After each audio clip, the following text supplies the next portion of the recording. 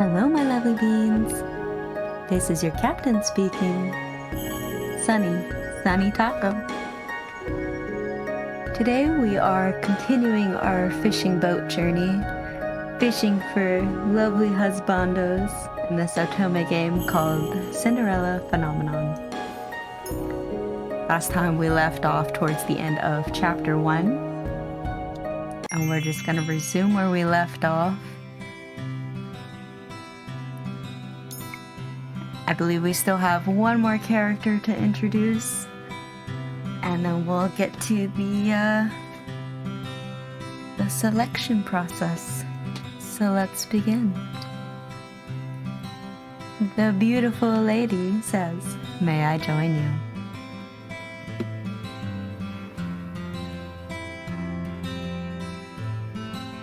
Looking up in shock is the beautiful lady from the toy shop. Her beauty still manages to take my breath away. But what is she doing here? Like the intelligent person the princess is, she says, you were in the toy shop. Like, yes, they were. Oh yes, I was there picking up some items for a friend. I'm humbled you still remember me. Allow me to introduce myself. I am Miss Karma. Karma. Like Karma Chameleon. Karma Chameleon. A suitable name for someone as beautiful as me, no?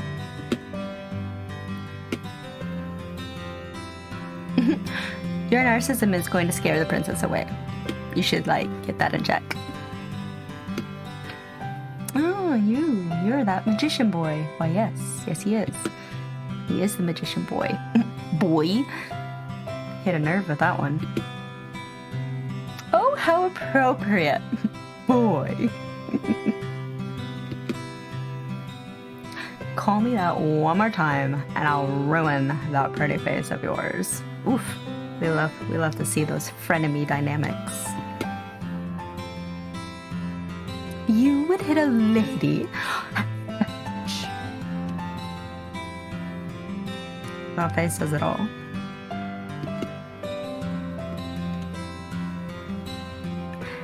Anyway, I'm Waltz Cresswell.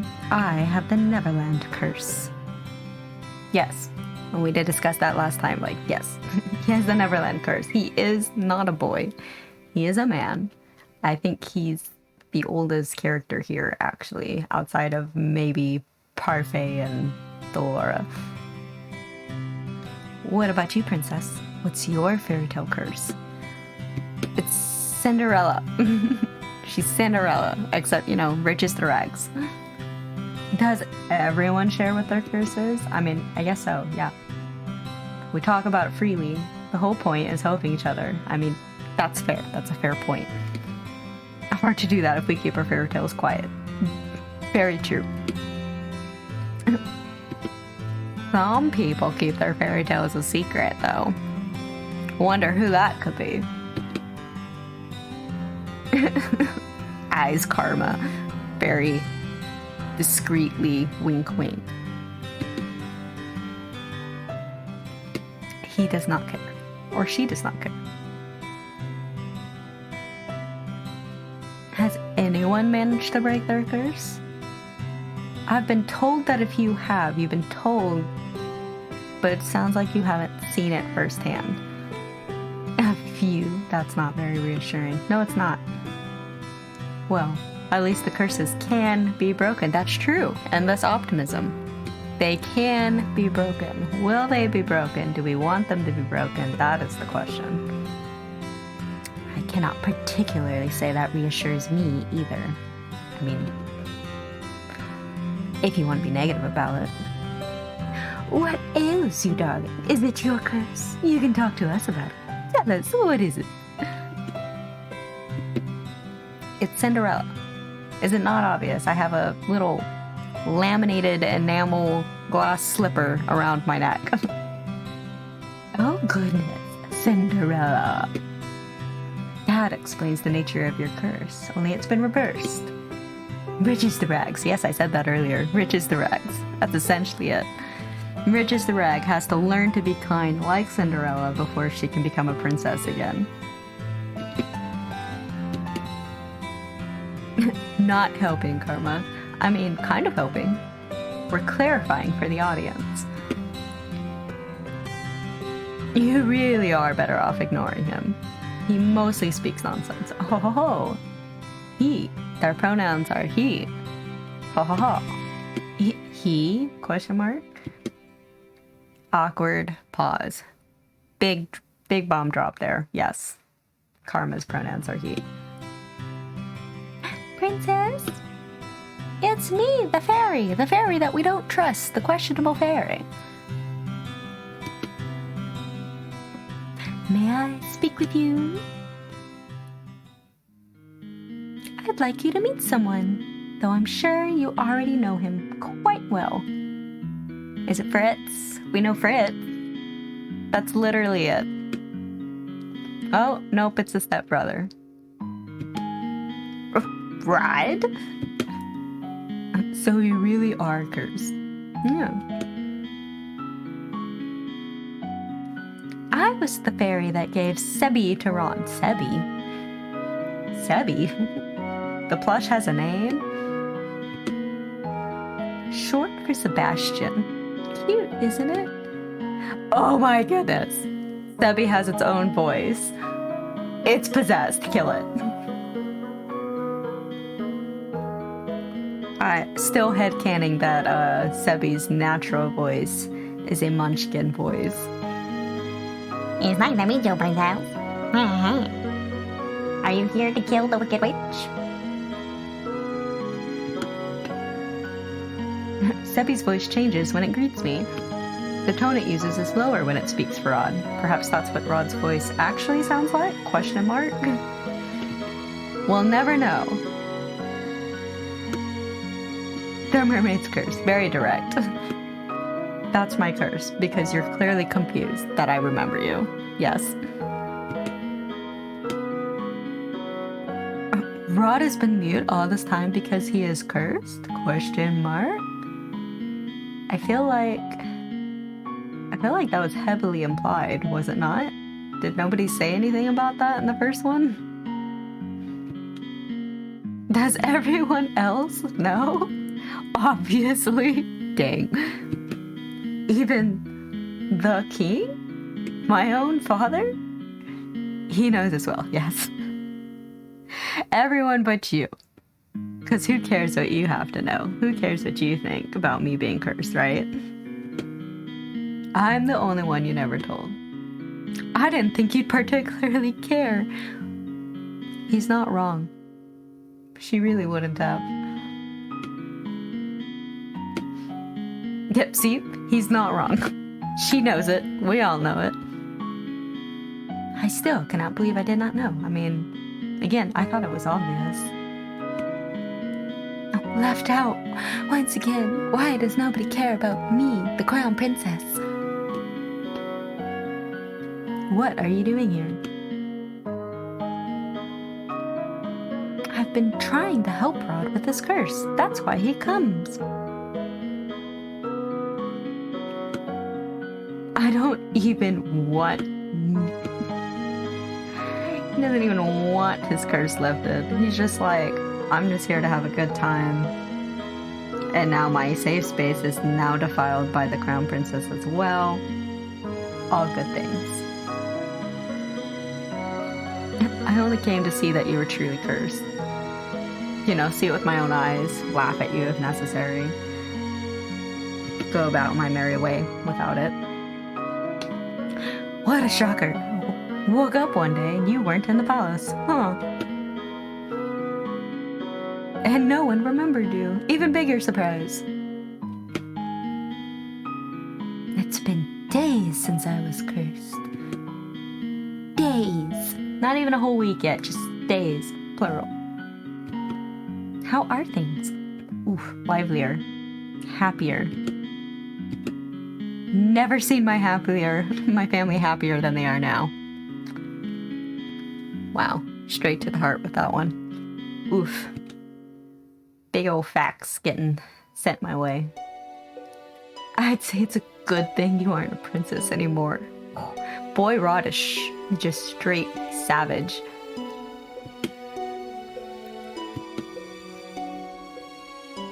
I'd always thought Rod didn't really care about me regardless, but this is the truth? Oh. We have choices. So this is how you truly feel? Or should I stay silent and not address the blatantly painful, obvious truth? Dun dun dun.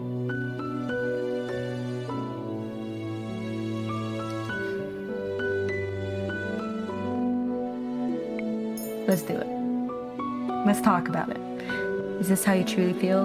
I mean, you haven't held back yet. You might as well keep going. Stab me where it hurts. So I have to be cursed for you to open up about how you truly feel. Good to see your true colors.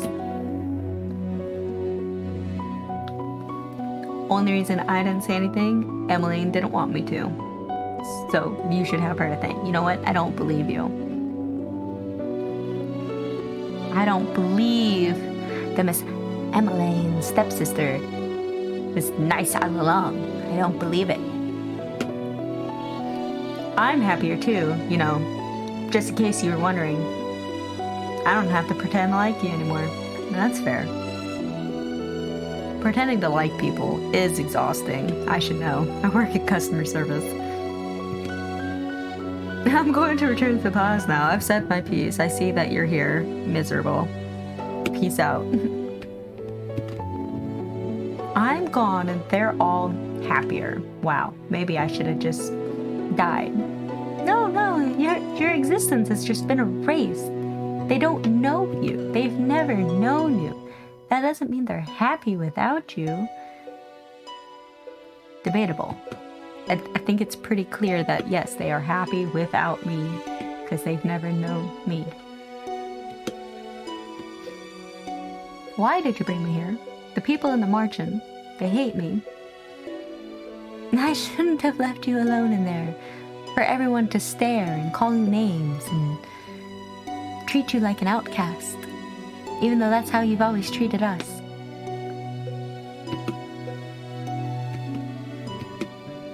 What have I ever done to them except just be rude? Now, is it the right time to explain? Okay, Dumbledore. The present is always the right time to explain. We've got nothing but time. What else am I gonna do? Absolutely nothing. You should explain right now, while there's not a whole crowd of people. When will it ever be the right time? There's, again, right now. Right now is the right time.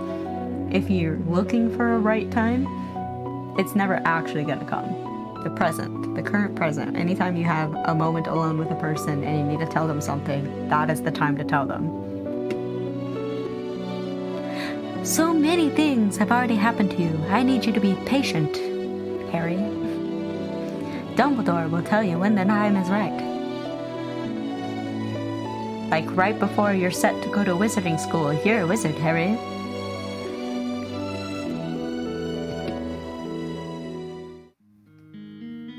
Has the prince already left?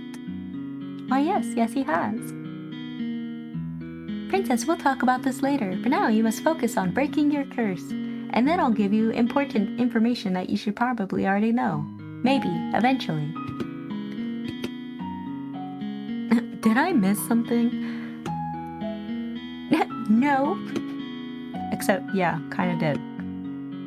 Right, yeah, see. I don't think I'm ready to find out how I made so many people hate me. I mean, you're like, what, 16? Maybe 18? You couldn't have done anything to make a whole kingdom hate you yet. You're a child. That's not how this works. I don't trust the fairy. Never trust a fairy.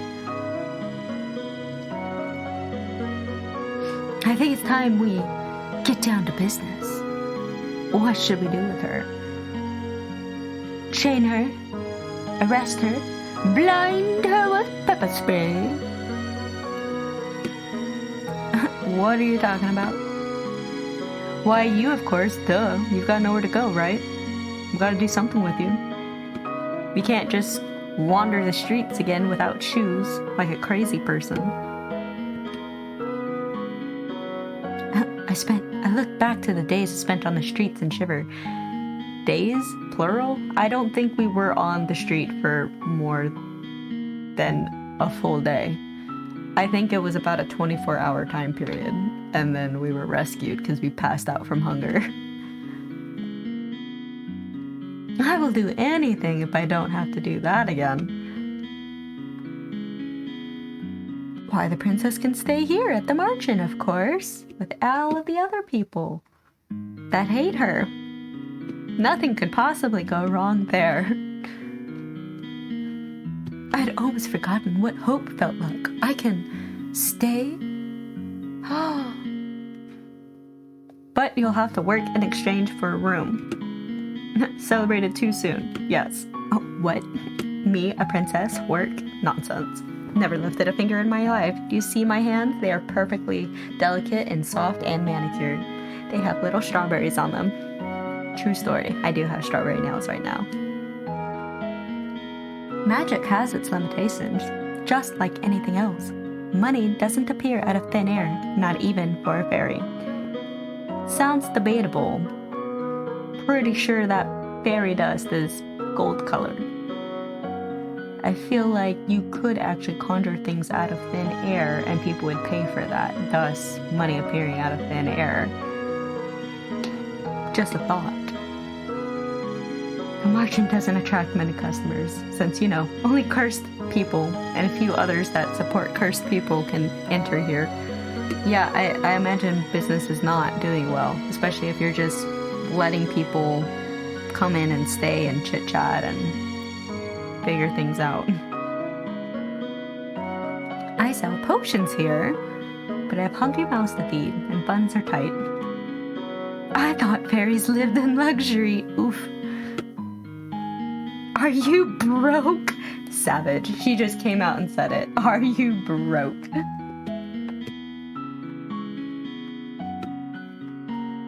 Ouch, even the Ice Princess can tell. Dang. Me and Delora agreeing on something. It's a first. She must be broke. Like, barely has shoes kind of broke. And yet you still take people in? She's good-natured to a fault. I don't believe it. You can't fool me. I'm onto you. I'm told suffocating beneath my debt will be what kills me. Hee. I also make dark and morbid jokes about my life to make it seem less awful. Haha. Why don't you just leave? You make enough money to take care of yourself, I'm sure. Leave someone in need of help? I could never. And that, princess, is how goodness works. Not that you would know anything about that. That's your curse, having to do 3 good deeds and all. It's not as if I accept freeloaders. I mean, so not as good as you pretend to be, huh? You expect something in return. That's not very good of you. All my boarders help me run the margin and do errands. The princess has never worked in a day in her life. I doubt she'll be useful. Facts. Don't know how to do anything. Except braid my hair, apparently. Which actually is a useful skill, because I cannot do that. Really bad at it. If karma can be useful, anyone can. That's rude. Karma is a delight. She is beautiful. He is beautiful. I have yet to see karma be anything but useless. You should probably look again. If nobody gets to stay here for free, karma obviously does something. You're more than welcome to stay if you're willing to help out. It's the least you can do.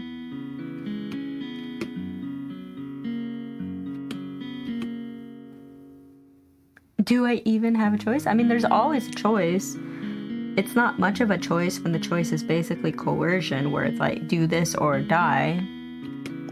But you could always choose the harder path and basically die on the streets. I mean, it is technically a choice.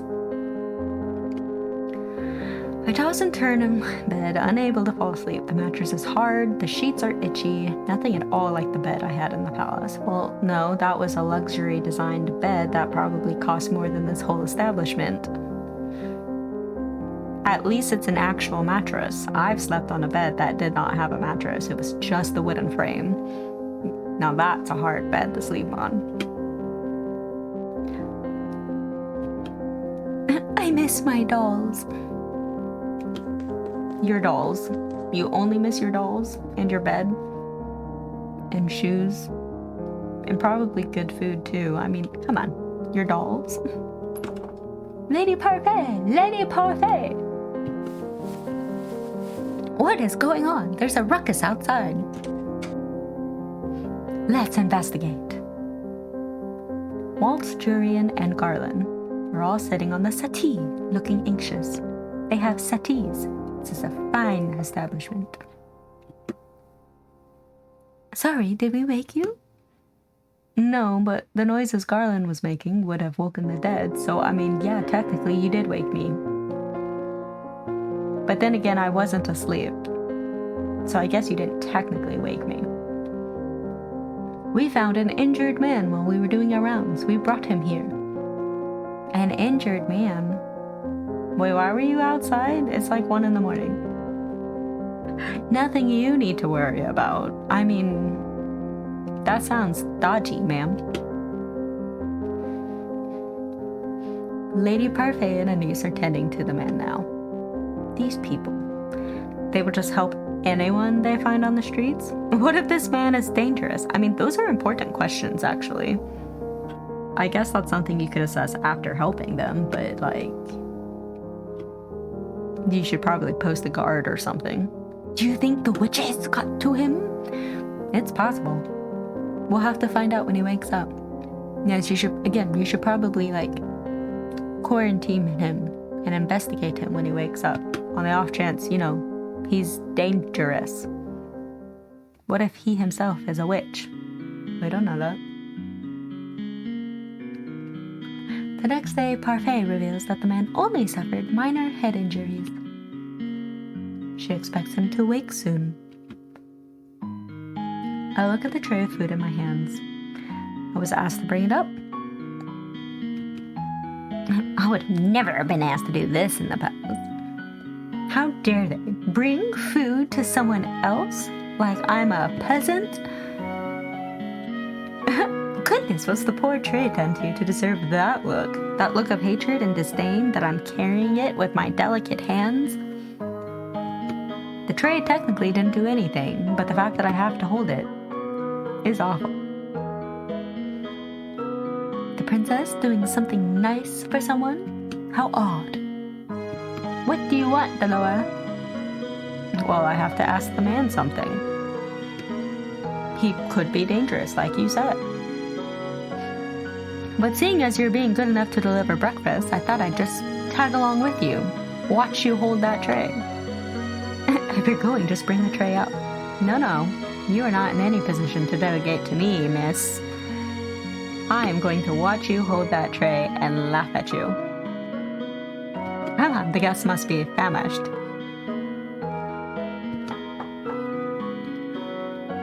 Come in. Bum, bum, bum. And the final husbando has been revealed. I thought the man would have been old, but to my surprise, he looks young, probably in his early 20s. An eligible bachelor, if you will. He seems lost in his reverie as he stares at a small notebook. Good morning. Good to see you're awake and breathing. The man looks up as she speaks. The instant he sees us, his eyes widen. Oh no. Is he afraid? Does he think we attacked him? That we're holding him hostage? Yeah, why is he staring at us like that? Am I dead? What? I'm in heaven. Or maybe... You two are angels that have fallen out of it. Oh, so it's the womanizer trope. We have the womanizer, folks. Just awkward silence all around. What can a humble gentleman like myself do for you lovely ladies? Ah, you could join me on this bed. It's very comfortable and there's plenty of room for the both of you. Wink. Dolores just like, yeah, Princess, you can take this one. I'm just gonna stand here and watch and try not to kill him. A princess? Oh, of course. Such a beautiful lady could only be a princess. Look at the noble way you hold up the tray. With disdain at my fingertips. Yes, very noble. Should I throw the tray at him or not say anything? Well, let's see. I'm not a very good person at this point, so...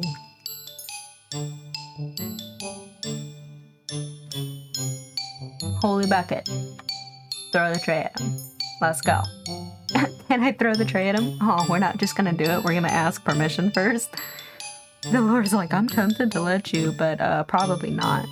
Feisty as well. Oh, be still my beating heart. I'm done. Can I throw the tray at him now? Oh, he's awake. Parfait, just pop it in. Perfect timing. We are about to murder him, but I guess we'll let you take that one. Another lady, lovely as the heavens, has entered my chambers. I don't think my heart can handle the perfection of 3 of you at once. Oh. I think I know how Casanova here got those head injuries.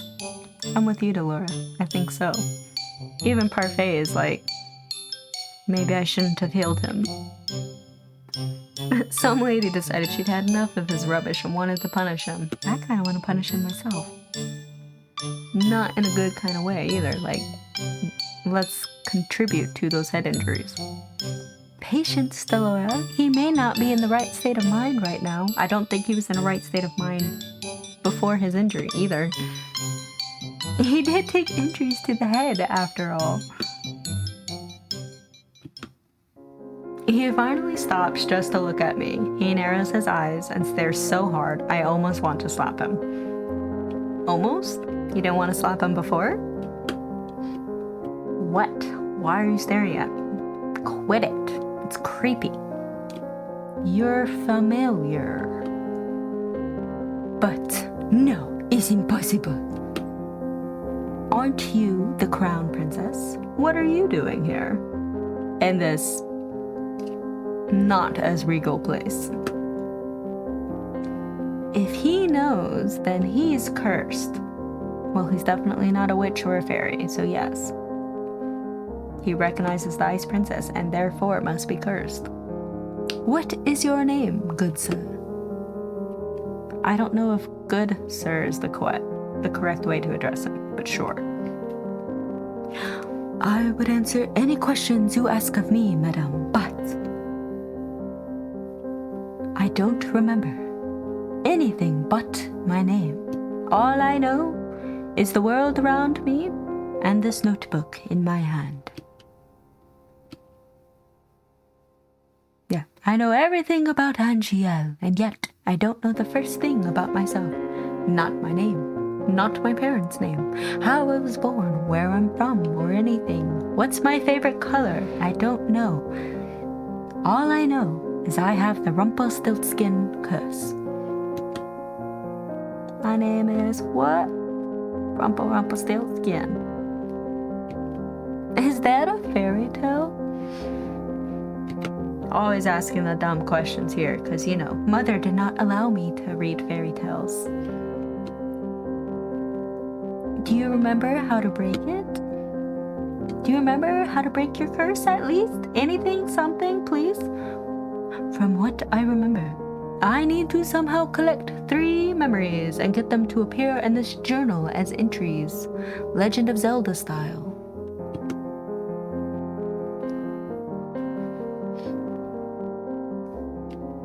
He shows us the notebook. My first memory is of waking up and holding this. Anything before then was lost to me. I hoped there would be information, but alas, empty. Another victim of the curse. You must be tired. Sunny will leave you breakfast here and will give you some time to yourself. Because you probably need it. Without distraction. Goodness. I'm surprised he held a serious conversation for this long. We'll be outside if you need anything, but not like, you know, directly outside the door, like a good, safe distance away. So we don't catch whatever it is you have going on with your head. Rumpelstiltskin. What's that fairy tale about?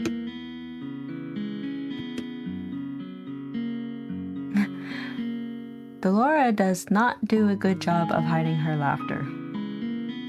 Listen, I was a sheltered princess. I don't appreciate the condescension.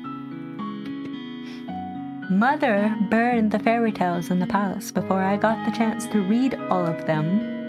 How am I supposed to know what anything is? Fine, I'll keep it short. There's a weird little man who took a weird liking to a girl who needed to turn straw into gold, and then he asked for her firstborn child, and when she didn't want to give up and backtrack out of their deal, he was like, okay, guess my name. And then he stupidly said his name in the forest, and she won the bet. So basically, she out-tricked the trickster and lived happily ever after, ? That's how you keep it short.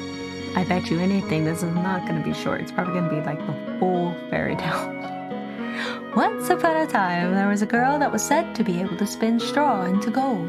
The king found her and locked her up in a tower. He said he wouldn't let her out until she turned all of the straw in the room into gold. But the girl was just a regular human girl. And how did the king find out? Because her father was a merchant who sold her woven designs, and he bragged and boasted about his daughter and was just tended to be a liar.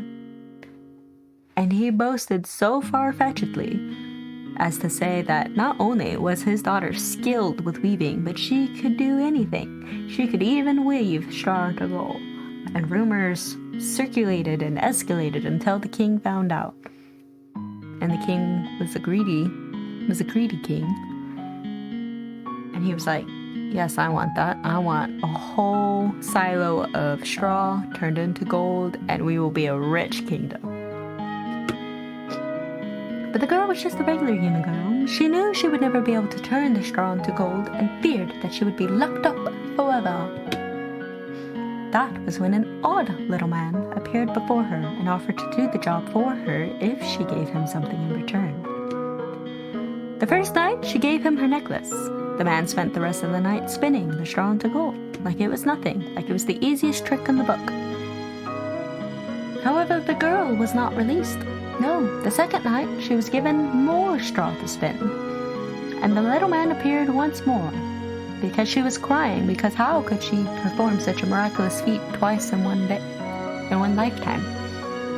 And the little man appeared once more, but this time he needed something else, because who does anything for free nowadays? No one.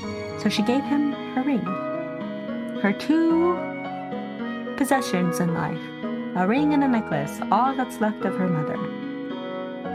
On the third night, the king ordered her to spin the straw another time, and if she did, this time, not only would she be released, but she would be made his queen. But that girl had nothing left to give the little man who popped up again. So thus they had to make an agreement. They had to barter with something that did not exist yet, something else that could potentially be precious, like, say, a newborn child.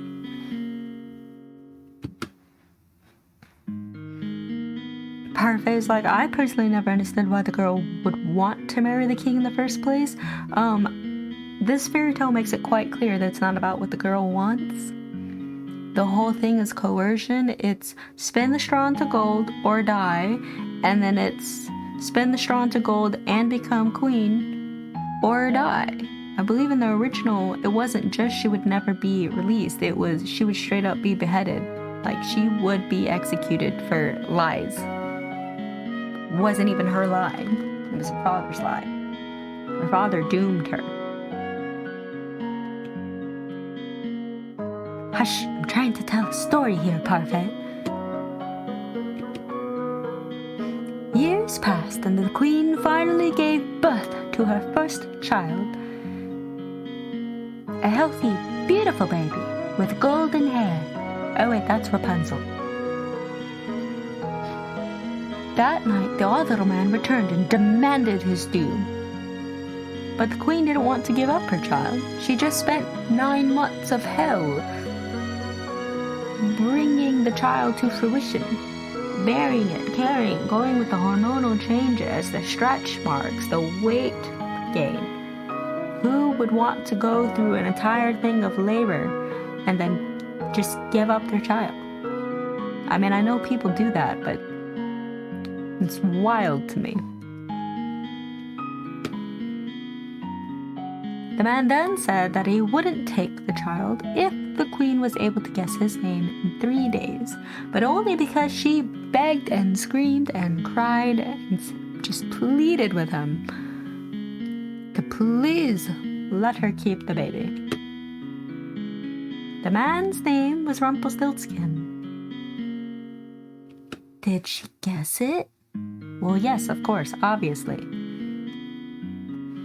The night before her time was officially up, the queen was drawn to the forest by the sound of a little voice. You make it sound so simple, as if she didn't spend the entirety of the previous 2 days just listing every single name out of a baby book that she could think of. Like, is this your name? Is this your name? Is this your name? What about Robert? What about Stephen? What about Bob?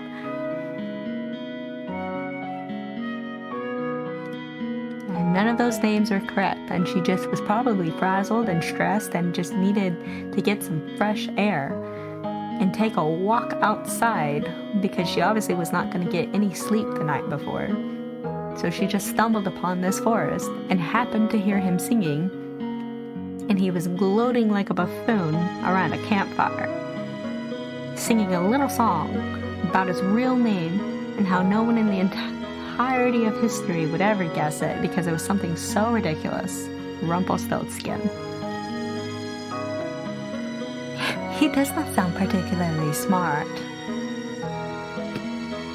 What, that he was bragging that in the middle of nowhere in a forest that no one would ever guess his name? I mean, he's been doing it for centuries. At that point, I mean, I'd brag too.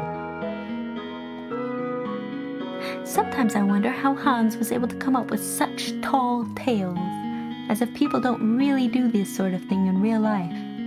Brag before they've actually completed their task, and thus jinx themselves.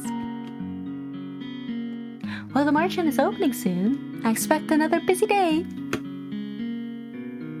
Especially busy for you, Sunny.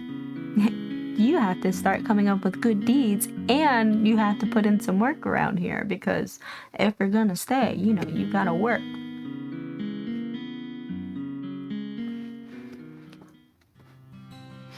The amnesiac Casanova was allowed to stay at the Marchen with the other boarders. And because he was still seemed capable, He was set to work as one of the Martian servers. Okay, sure. Anisa's protest that he remain in bed fell on deaf ears. I guess no rest for the wicked, huh? Well, Parfait couldn't very well throw him out, so not while knowing that he had nowhere to go. So I guess he's just gonna have to go to work because he can't just stay there. He has to work. Those are the rules. Can't change rules after all. Fairies are bound by law and their word. I would be incapable of showing him such kindness given all the nonsense he spouts. I mean, that's fair. That is a tough pill to swallow right there. The people that frequent the Martian began to steadily ignore me altogether, like I don't even exist, which is fair. I always ignored them and pretended they didn't exist, so the stares and hateful looks, probably justified. Rumple's off, flirting in the corner with the customers again. Dolores yelling at him. Typical. But this lovely lady is unattended. Sir Rumple, please, you're making me blush. And because the man couldn't remember his name, he just fashioned one from his own purse, shortened it to Rumple.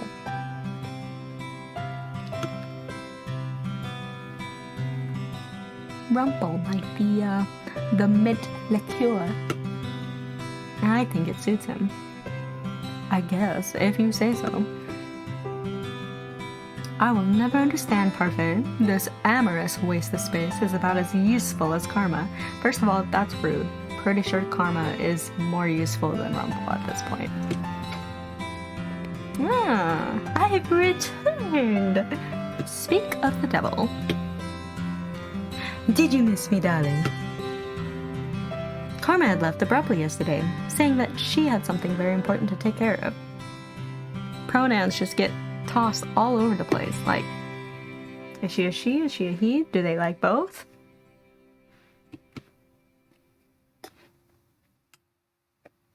To clarify, I don't care either way, I just need to know. Is the narration correct, or does Karma have a preference? Waltz trails in after, carrying several boxes, as usual. Why am I carrying these? Because you made me run that errand for you at the toy shop the other day, obviously. And because gentlemen carry things for ladies. Yeah, I'm going to drop them now. Those boxes contain very important contents. How rude. Welcome home, Miss Karma. Nice to see you survived the trip, Waltz. You make it sound like it was a deadly affair. It sounds like they just were out grocery shopping. So this is our new housemate. We have not had the opportunity to meet. I am... Dun dun dun. Whoa, surprise, surprise. Rumple suddenly reaches out to grab Karma's hand. My life before this moment has been a depressing monochrome. Now that you have entered my bleak existence, I see everything in beautiful, blazing color. Reds, golds, and greens. Red, gold, and green. And nothing shines more brightly, more vividly than you. I am Rumple, my sweet. Let us talk of marriage. Marriage! I stare at Karma, waiting for her to flirt back. At the very least, I expect her to wave Rumple away for being a fool. But she remains eerily silent, her eyes narrowed into slits. Answer, my angel, I beg of you. Oh, she ingy. Keep. Say the word and it is done. Your filthy hands off of me. Smack! Not again. I would never be interested in the likes of you. Go on, lad. Give him a good beating, like the one you gave to me. My queen, there is no need for violence. My queen, please, show me the way. What did you call me? Please calm down. Rumple is still recovering. What is going on? I don't know. Karma's angry. Karma does not appreciate being grabbed by the hands. Which, I mean, who does, really? And finally, the clarification. Karma is a man. Doesn't take kindly to being flirted with. Or proposed to. By someone they don't even know. I mean, to be fair, who would like that? She is a man? Where? I mean, they used the pronouns he earlier. Even while Karma was in a dress. Why was this not clarified earlier? I don't understand. But your voice, your face, your bosoms. Ow, I've been slapped. And I mean, he deserved that. That was an inappropriate comment. I worship all aspects of the female form, but my particular favorite has always been another slap, because again, deserved that. Do yourself a favor and shut up. Thank you, Delora. Always a queen. I never would have known, but why would he do this? Why would he dress in dresses with makeup? I mean, who cares? If it makes him feel better about himself to wear pretty things, I say go for it. Don't look at me like that. I have my reasons. Is it because of your curse? That is the most logical. Yes. Straight up, yes. It's because of the curse. I am undone. My heart is in pieces. You knew him for 10 minutes.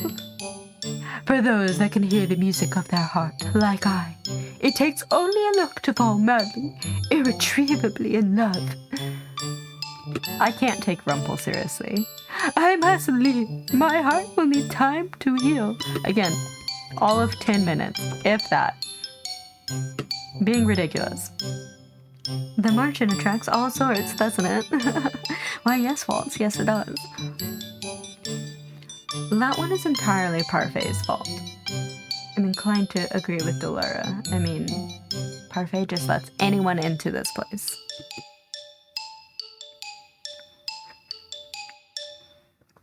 Alright, nothing to see here. Back to work. You filthy gossips. I'm still shocked. Karma, a man. Girl, it's been like 5 hours. Get over it. It's not fair that he's so beautiful as a woman. I mean, you know what? Genetics. Genetics are good, man. If the female population of Angiel knew the truth, Karma would be hunted down for making the rest of us pale in comparison. Oh, he'd be hunted down alright, but not for that reason. Anise being good, I suppose, prepared a special lunch to welcome everybody. We've all been invited to the private dining room. There's a private dining room in this place? I thought it was just a tavern and inn. It's Rod! Excuse me, is Lady Parfait here? Prince Rod, perfect timing. Please, join us for lunch. I only came to talk. I didn't come to socialize and intermingle. Well, I'm hungry. I have no wish to make you wait while I eat, so come, join us. I mean, when I'm hungry, I do not care. You will wait while I eat if that's what you choose to do. I'm going to eat now. And please, I've made too much as usual. You must help us finish. Anise, you can't be wasting ingredients like that.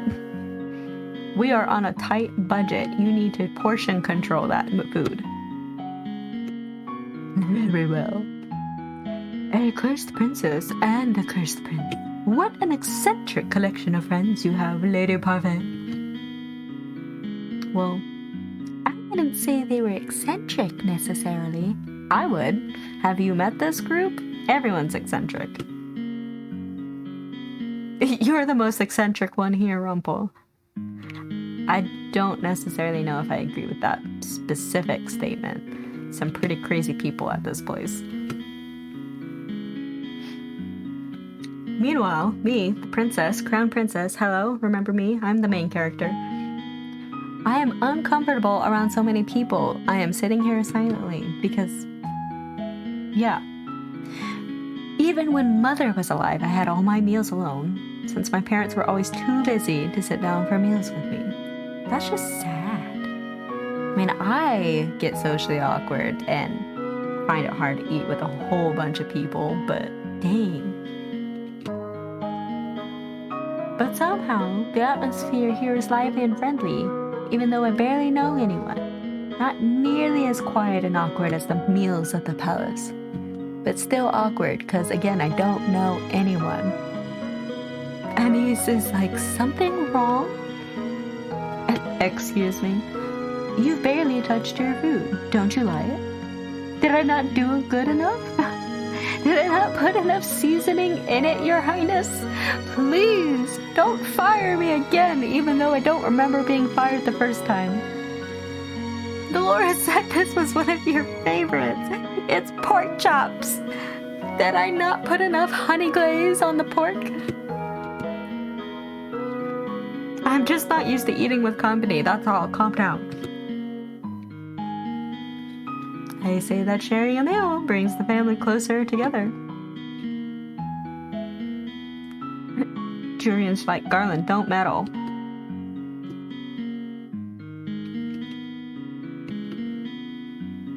So, have you made any progress on how to do those good deeds, Princess? It's been less than a week, so no. Not that I would admit that. Oh, I forgot. You're not so good on the doing good front. Oh. She's so mean to me, but I love it. Delora can do no wrong in my eyes. Not helpful. Why don't you ask someone to teach you? Teach you how to be good. What? Teach me? Well, that's not something you hear every day. As in, take lessons? As in homework? Well, you're having so much trouble on your own. You should ask someone to give you some advice or just teach you. It's as simple as that. What is this I hear? The princess needs advice? Well, then she is in luck.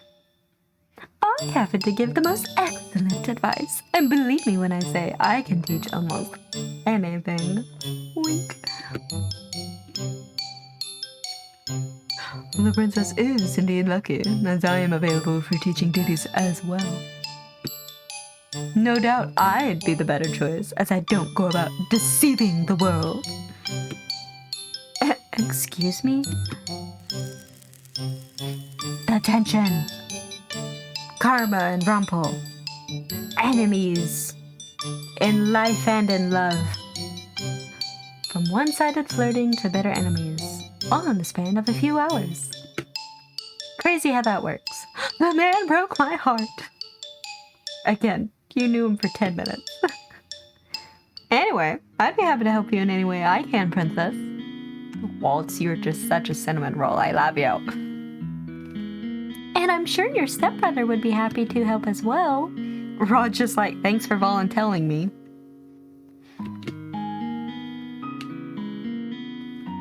I don't think I would make the best teacher for this sort of thing. I'm just naturally good. But I don't know how to teach. I cook and make medicine. That's my thing. Julian's like, I only teach people how to fight. Don't look at me. Never mind the fact Julian herself still struggles to be good. That's rude. That's not something you say to people you love. Actually, it is something you say to people who you love. Do you really love someone if you don't, like, tease them and... Yeah, tease them endlessly? You're lucky, aren't you? So many people are willing to help you. What a lucky princess. Don't know why. Oh, why are you willing to help me? I mean, that's a good question. Like I said, don't know why. I have a bad attitude. That's what we do at the Martian. We help each other. Lesson number 1. Doing good means helping whenever one can, without wanting something in return. I feel like that selfless aspect in between is kind of key. Just let any of us know if you want to help. Trust no one but yourself. You need not care for anyone but yourself. This is what Mother told me. I don't understand. This makes no sense. This is what Mother in the last few years have taught me. See? I knew it. I called it. Always comes down to Mother. I have always been alone, and it is easier that way. And yet, these strangers, these people, I've only known for a few days. They're willing to help me. They gain nothing, but they want to. That's not true. They gain love and the power of friendship. And is that not just the magical lesson in life? Is that not what we all need? Is this the goodness I was meant to see, Father?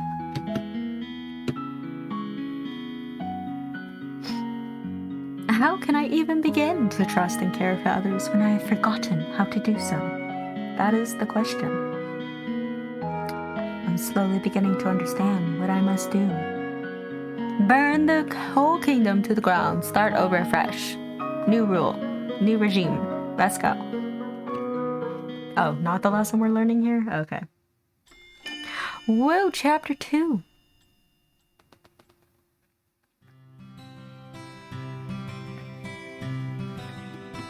I don't see why this is necessary. Of course it's necessary, princess. You work to show you can be useful. What did we say about no freeloading? You eat here, you sleep here, you work here. Just like every corporate job.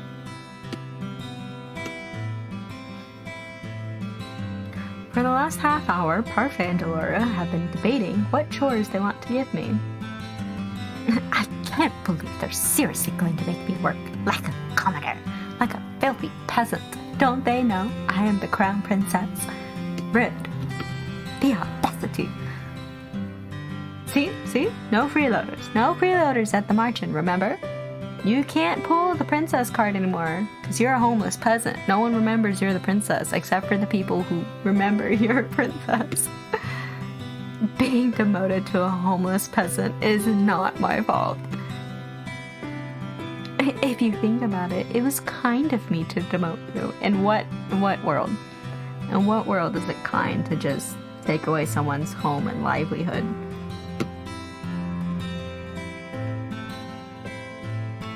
Stop teasing, Delora. Sunny has had a lot thrown at her already, like losing everything she's ever known. I'm only speaking the truth. Working to live is the commoner's way of life. At least it's rewarding. That sounds like some high-end society propaganda right there. Your clothes say that you don't work to live and feel like life is rewarding like that. I'm gonna need you to reevaluate. I love you, Delora, but it is their way of life, but not by choice. No one chooses to live that way. You do nothing, you get nothing. No food, no clothes, no bed. You're not a princess, honey. Life here at the Martian is comfortable, and you need to work for comfort. Remember that.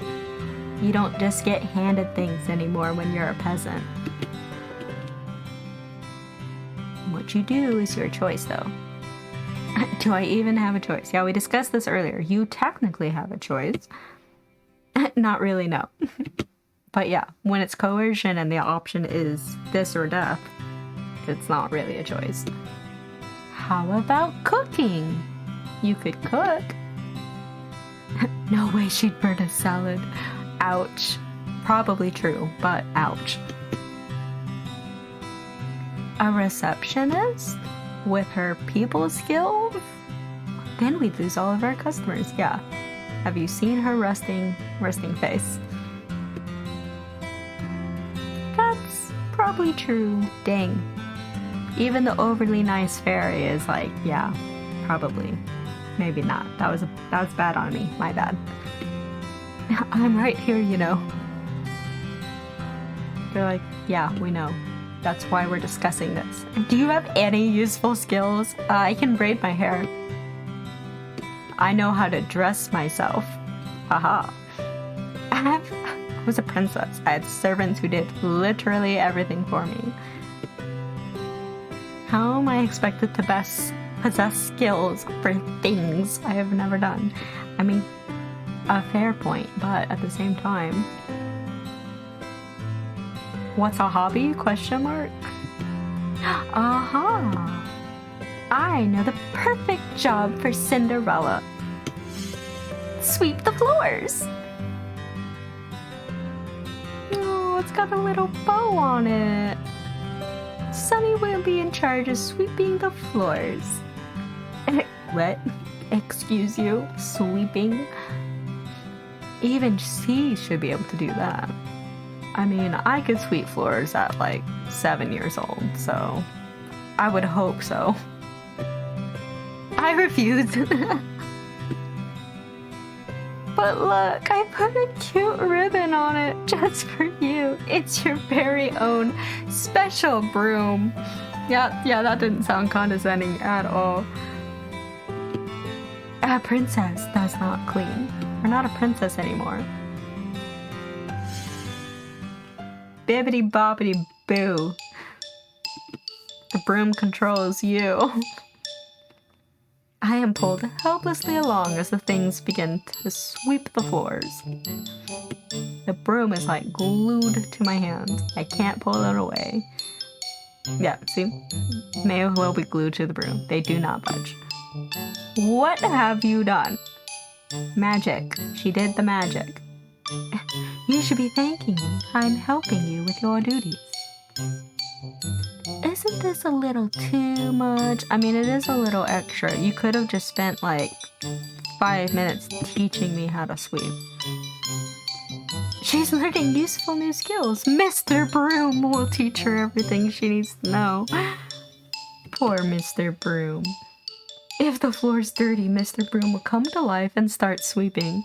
It will not stop until the floors are spotless. Ouch. That sounds like it could take some time. Come on, we've got time for a cup of tea. Let's go. Savage. Cold-blooded. She'll be fine. A little sweeping never killed anyone. I mean, sweeping, no, but a broom. Yes. Did we not see Fantasia in this place? Magical brooms. Dreadful. Enjoy your time with Mr. Broom. Wait, get back here. They left me, those fiends. Slow down, broom. The broom begins to sweep faster. That's petty. The broom is petty. I am forced, like a puppet, to sweep the floors with grudging tenacity. Eventually they sparkle. Pretty sure floors don't just up and sparkle from sweeping. I think you need a mop for that.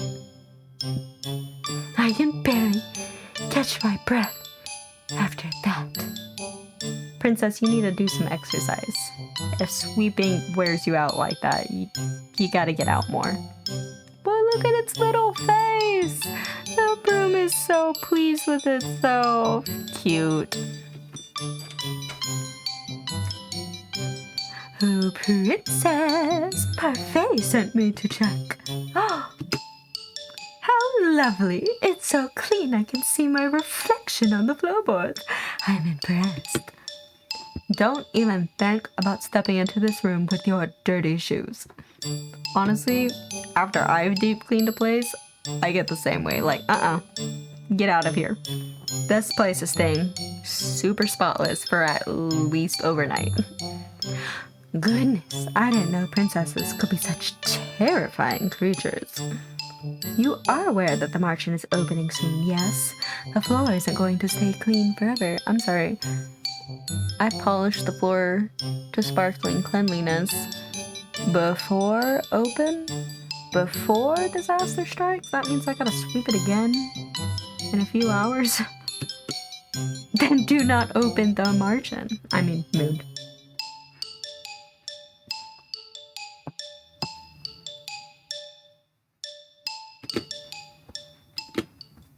I do sympathize with you, princess. It's difficult adjusting to the commonest life. And what would you know about that? Oh, more than you think.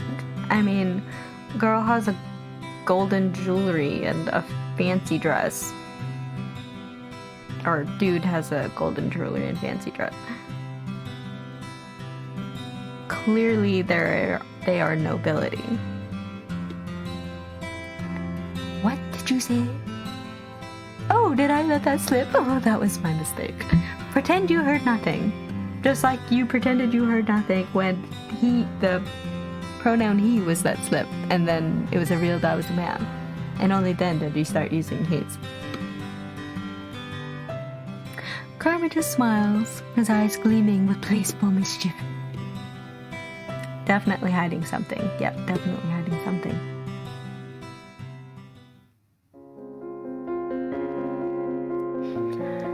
My hands are red and sore from all of the sweeping I've done today. I mean, I've never lifted my finger for anything more than a manicure in my life.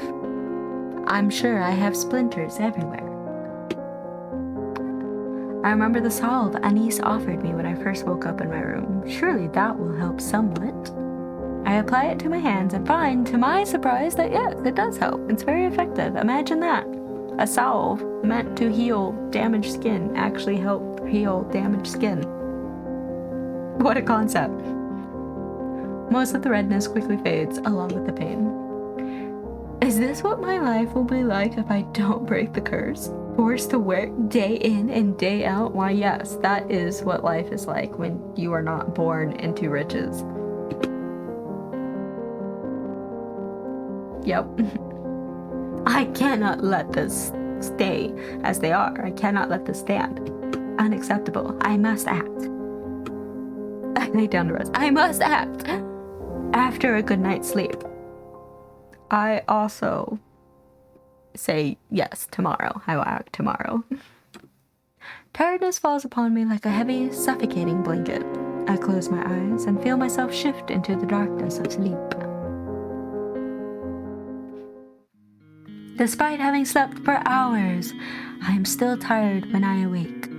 Yes, that's called exhaustion. It's what happens when you work too much or are not used to working a lot. I also feel tired when I awake.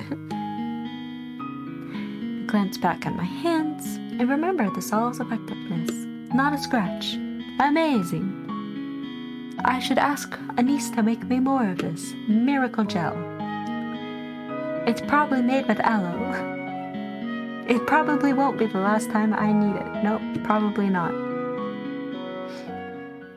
I must act quickly. The sooner I break the curse, the better. Indeed. The people who offered to help me are all here. Whom should I ask for help? Well, we're going after Karma, the red-headed devil himself. So we're just gonna grab advice from Karma and call it good. I find Karma sitting quietly at the bar. I thought he was the picture of elegance when I saw him at the toy shop. But he's really just conceited. Ouch. A narcissist to the bitter end. But we do love a selfish bad boy turned good in this house. Oh, Princess Sunny, you look stunning as always with your work clothing. He's mocking me. No matter. I am here because I want you to teach me about goodness. whatever that is. Not even a compliment in return. I'm rather offended. It's not all about you, it's about me. Relax, princess, I'm just teasing you. Yes, I noticed. Now, can you answer my question? I don't care about your compliments or your narcissism. Princess, you do so wound me. Alright, this is going nowhere. Maybe I should ask someone else. Princess, wait. You made the right decision coming to me for help, I assure you. The best people, princess, look beautiful. The way you look outside has to match what you have inside. How is that helpful? Are you implying that I am not beautiful? Rude. Rude. Of course not. I only suggest that you smile more often.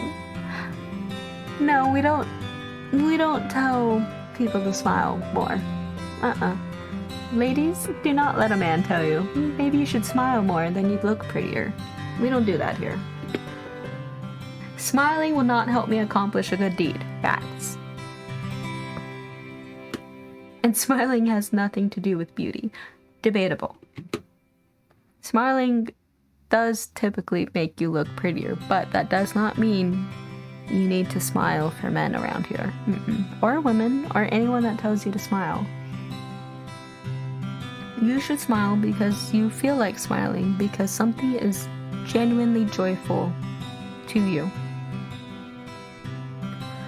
Oh dear, I'm afraid that's not true at all. People who are beautiful smile all the time. Like myself. No, he's not helping at all. Don't give me that look, darling. A real smile lifts the heart and takes stress off the mind. And? Well, in order to do good, you must first change yourself. Make yourself more beautiful on the outside and the inside. I really don't know why I came to him for advice. Because we're fishing for red. We're fishing for red. We want a red chameleon to pop in our fishing boat. But what did I expect from such a flamboyant man? He is as shallow as a puddle of water. Ouch. I mean, yes, but ouch. That's not how we talk to our future husbando. I stare in horror at the floor. Gravel, sand, embedded between the floorboards, the wood beneath my feet covered in a thick muck. These people are animals. Where did they come from? What have they done tracking this mess onto this floor? Oh, here comes Mr. Broom. Look at him poking up from the corner. He's like, it's work time. Yes, oh yes. Oh no, oh yes, it's work time. Stop, Mr. Broom, never. I never thought I'd see this. The princess is actually sweeping.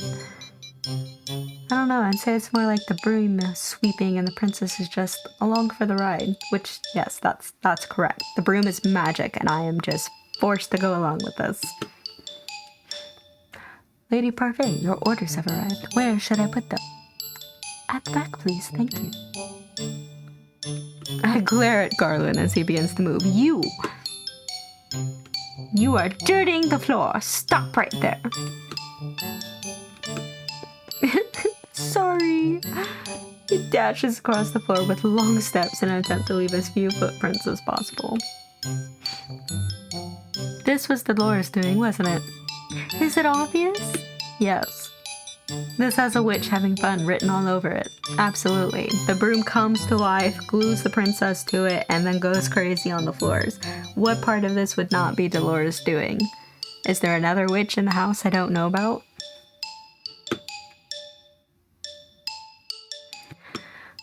I need water. I'm exasperated. Wow, completely spotless.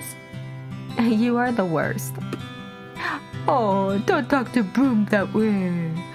It's only trying to help. Look, you made Mr. Broom cry. Poor Mr. Broom. Is doing nothing but making my life miserable. Mr. Broom's only trying to help. Come on. Lady Parfait, I must speak with you. It's a witch! Apparently, she's a regular at the Marchen. According to Parfait and Delora, she's a good witch. Okay. She may be allowed to enter if she's a good witch. She orders tea here from time to time. But she has mud on her shoes. Can't be that good. She's tracking mud in the place. The witch is like, why is the princess glaring at me like that? Oh, I believe it's because of your shoes, dear. They're muddy. Why would you come into a place with muddy shoes? I've just cleaned the floor. Oh, I'm sorry. I will clean up after myself right away. Yeah, you will. If only all patrons would do that. Good. The princess is something else. I've never seen a witch so frightened of someone before. That's not another witch. The witch hurriedly cleans up the tracks before going to speak with Parfait. Even though Parfait says Delora and this witch is good, I do not trust her judgment. I do not trust Parfait, to be precise. Especially when she considers Delora, who ruined my life, a good person. Is anyone really a good person? I mean, yeah, I'm sure there are actually, like, good people, but most people are kind of different colors and shades of gray. There's not a whole lot of black and white in the world like that. It's not just good and evil. I put the broom back in its resting place before double-checking my work. Now that I am done, I can continue to work on breaking my curse. Who should I ask for help today?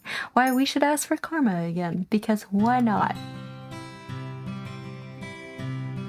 I find Karma sitting at one of the tables, looking out a window. You're being quiet today? What a rare sight, indeed. Oh, princess. Why would you be so surprised to see me? Because it is an honor every time you visit me. Oh. Have you come for my advice? Well, I want you to tell me how to do a good deed, just like yesterday. Oh my, so straightforward. It's really simple. You just do something without strings attached. There, done. No strings attached? Why, yes, you do something for someone without asking them to pay you back. I don't get it. Why would I do something without needing to? Have you done such a thing for someone before? Eh, Karma? Of course I have, princess. That was a long pause. No. It was only a thoughtful one. I just wanted to be sure that these were good memories that I was thinking of when I did such things. A couple of them are. A couple of them probably aren't. Right. Is that all? I believe so. That tidbit of wisdom ought to serve you well. Clear and concise. What more do you need? Apparently I needed a lot because a whole month has passed. I have yet to complete even one good deed. Not for any lack of trying, though. And what did we try? I've been asking around for advice on how to be a good person and received various answers.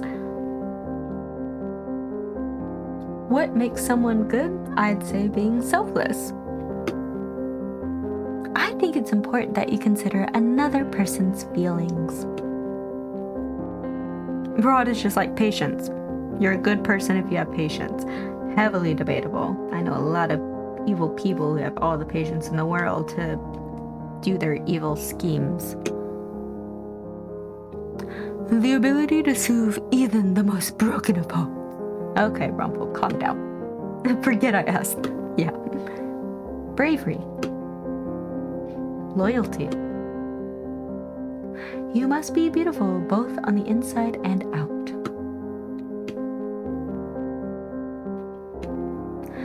Must I be all of those things in order to be good? Question mark. According to Parfait, I cannot just pretend. It has to come from my heart.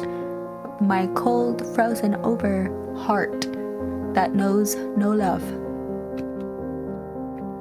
I place my hand on my chest and consider the steady pulse of my heartbeat. That will not be easy for a heart. Only pumps blood. I close my eyes, thinking of all the possible ways I might be able to break my curse, but in the end, my mind is blank because, again, still trying to grasp the concept of what is being a good person.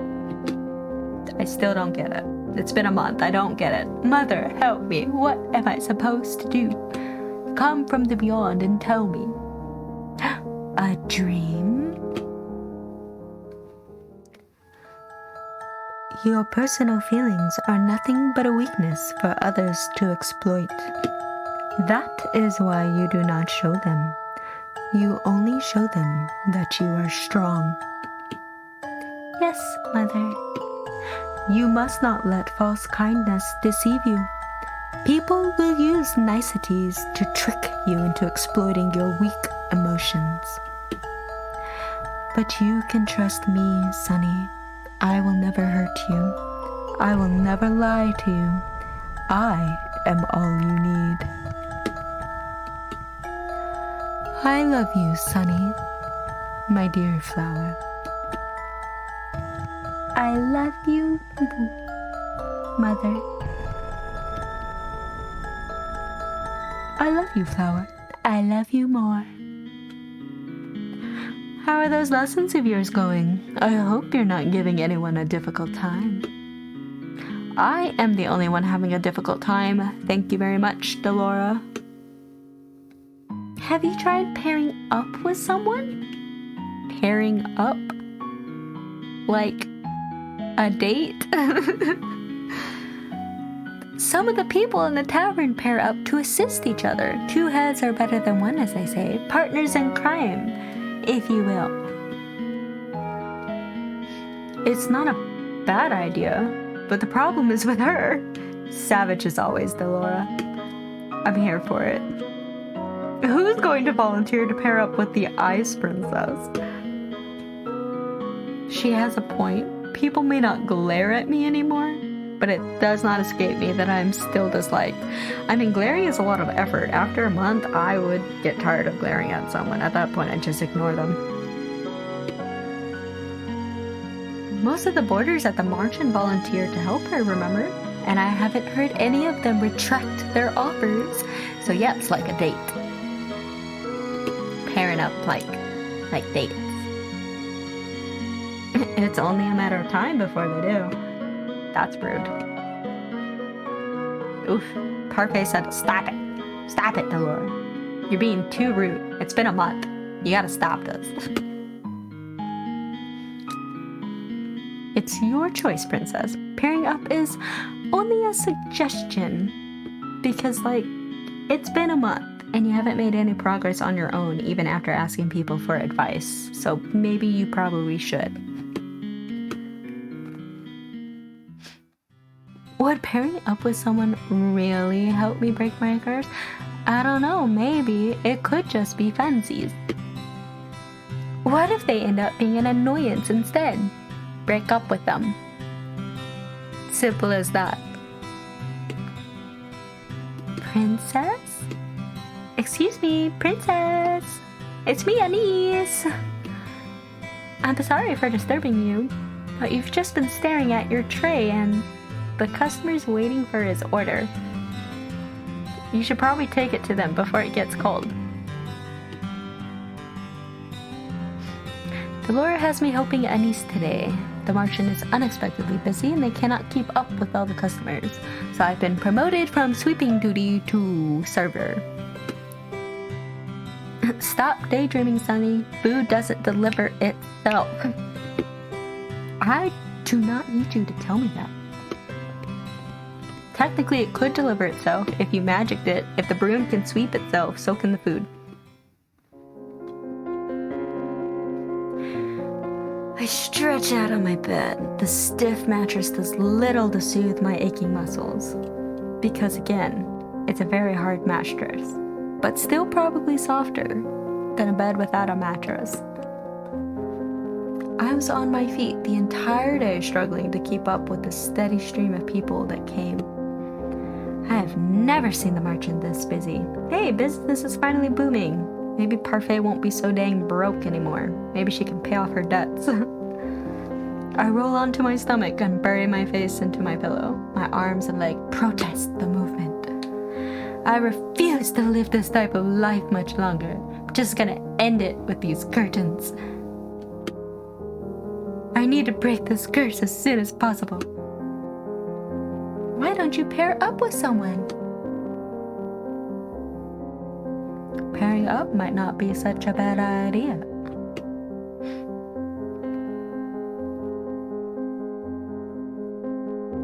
Dun dun dun! We did it. We finally made it to the Bachelor selection screen. It only took 3 chapters and a prologue.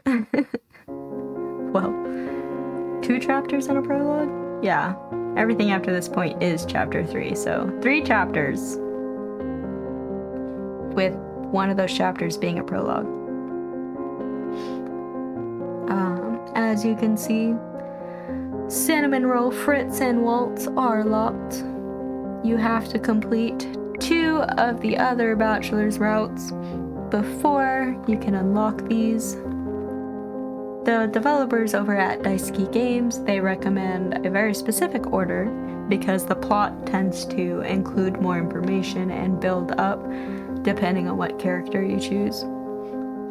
They recommend choosing Rod, the stepbrother prince, first, then Karma, then Rumpel, and then Fritz, and endgame is Waltz.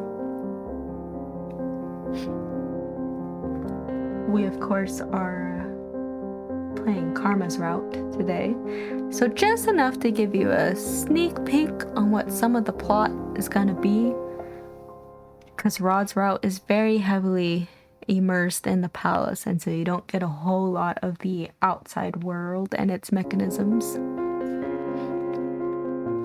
But you're not gonna go diving deep into everything as much as you would with Rumpel, Fritz, and Waltz, with Waltz being the most complete version of the plot. There are some subtle differences on who the main villain is for each character, so that's kind of fun. Like I said, we're gonna do Karma.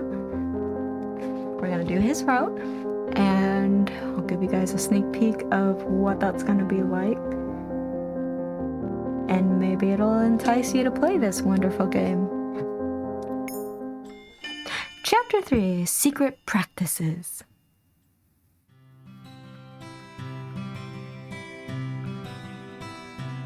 I decide to go search for Karma as soon as I'm done with Mr. Broom and his cute little pink bow. Or, as soon as it is done with me, I should say. He should be sitting either at the bar or at a table. I find him at the usual table, talking to Waltz, who has his hands on a box.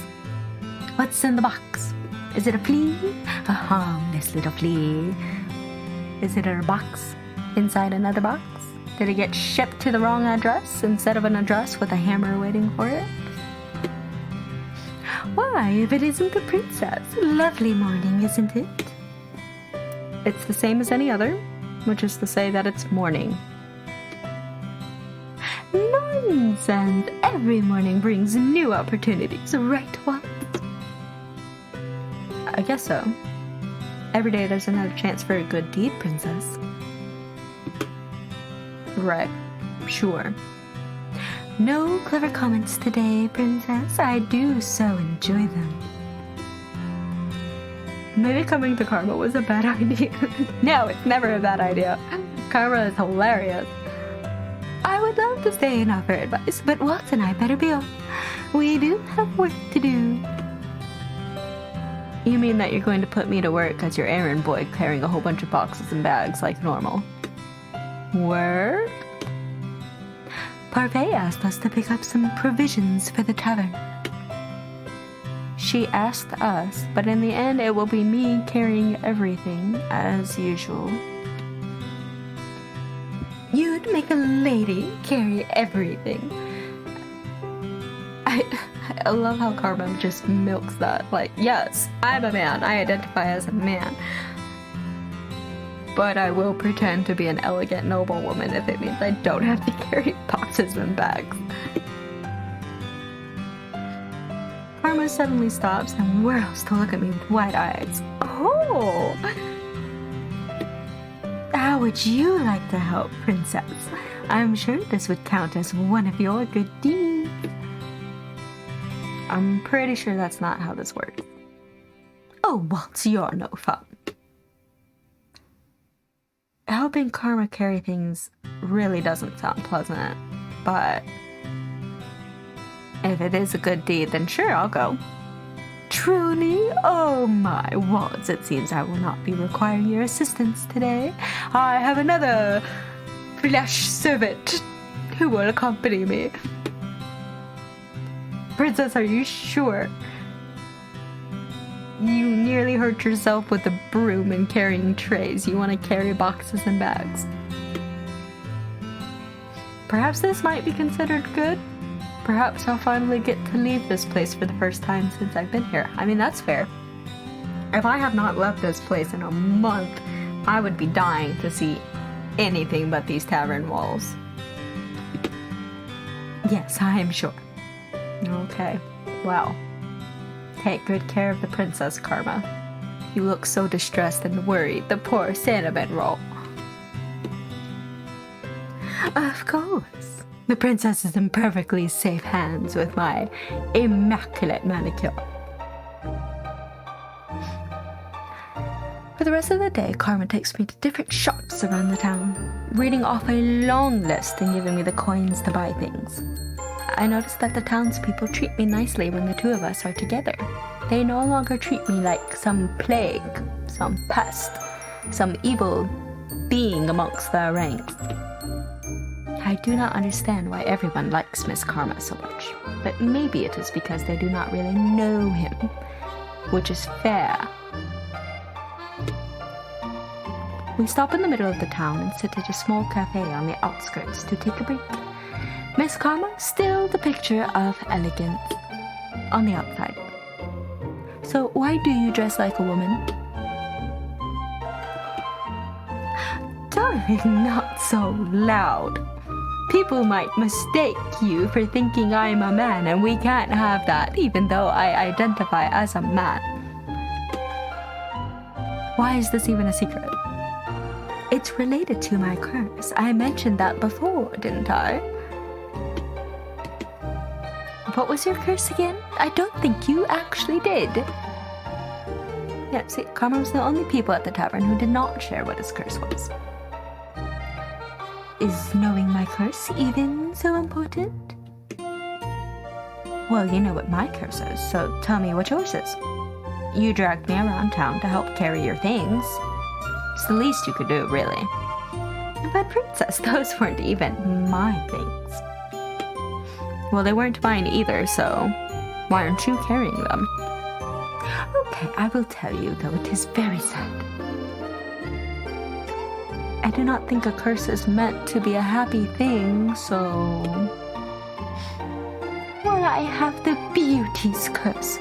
It is what forces people to fall in love with me every time they see my handsome face. Tragic, no? Is there really a curse?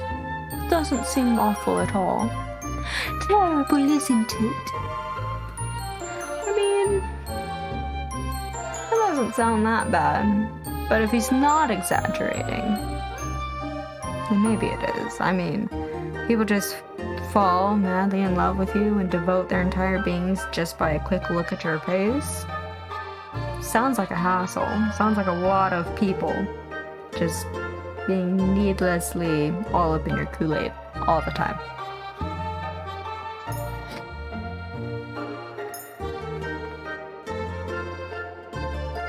Yeah, sure. It's terrible. What? Well, most people don't agree with me. And I was like, well, it does not make sense for a witch to cast a good curse on you. That's not how curses work. Otherwise, it'd be a gift or a blessing. Which is a fair point, actually. I guess it doesn't, does it? Thank you, princess. Why is he thanking me? I don't get it.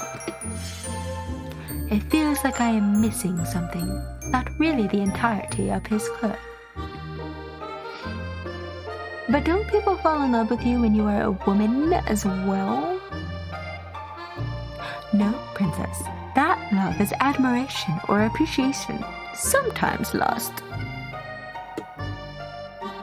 And when you're a man, they swarm to me like moths to light. It becomes suffocating.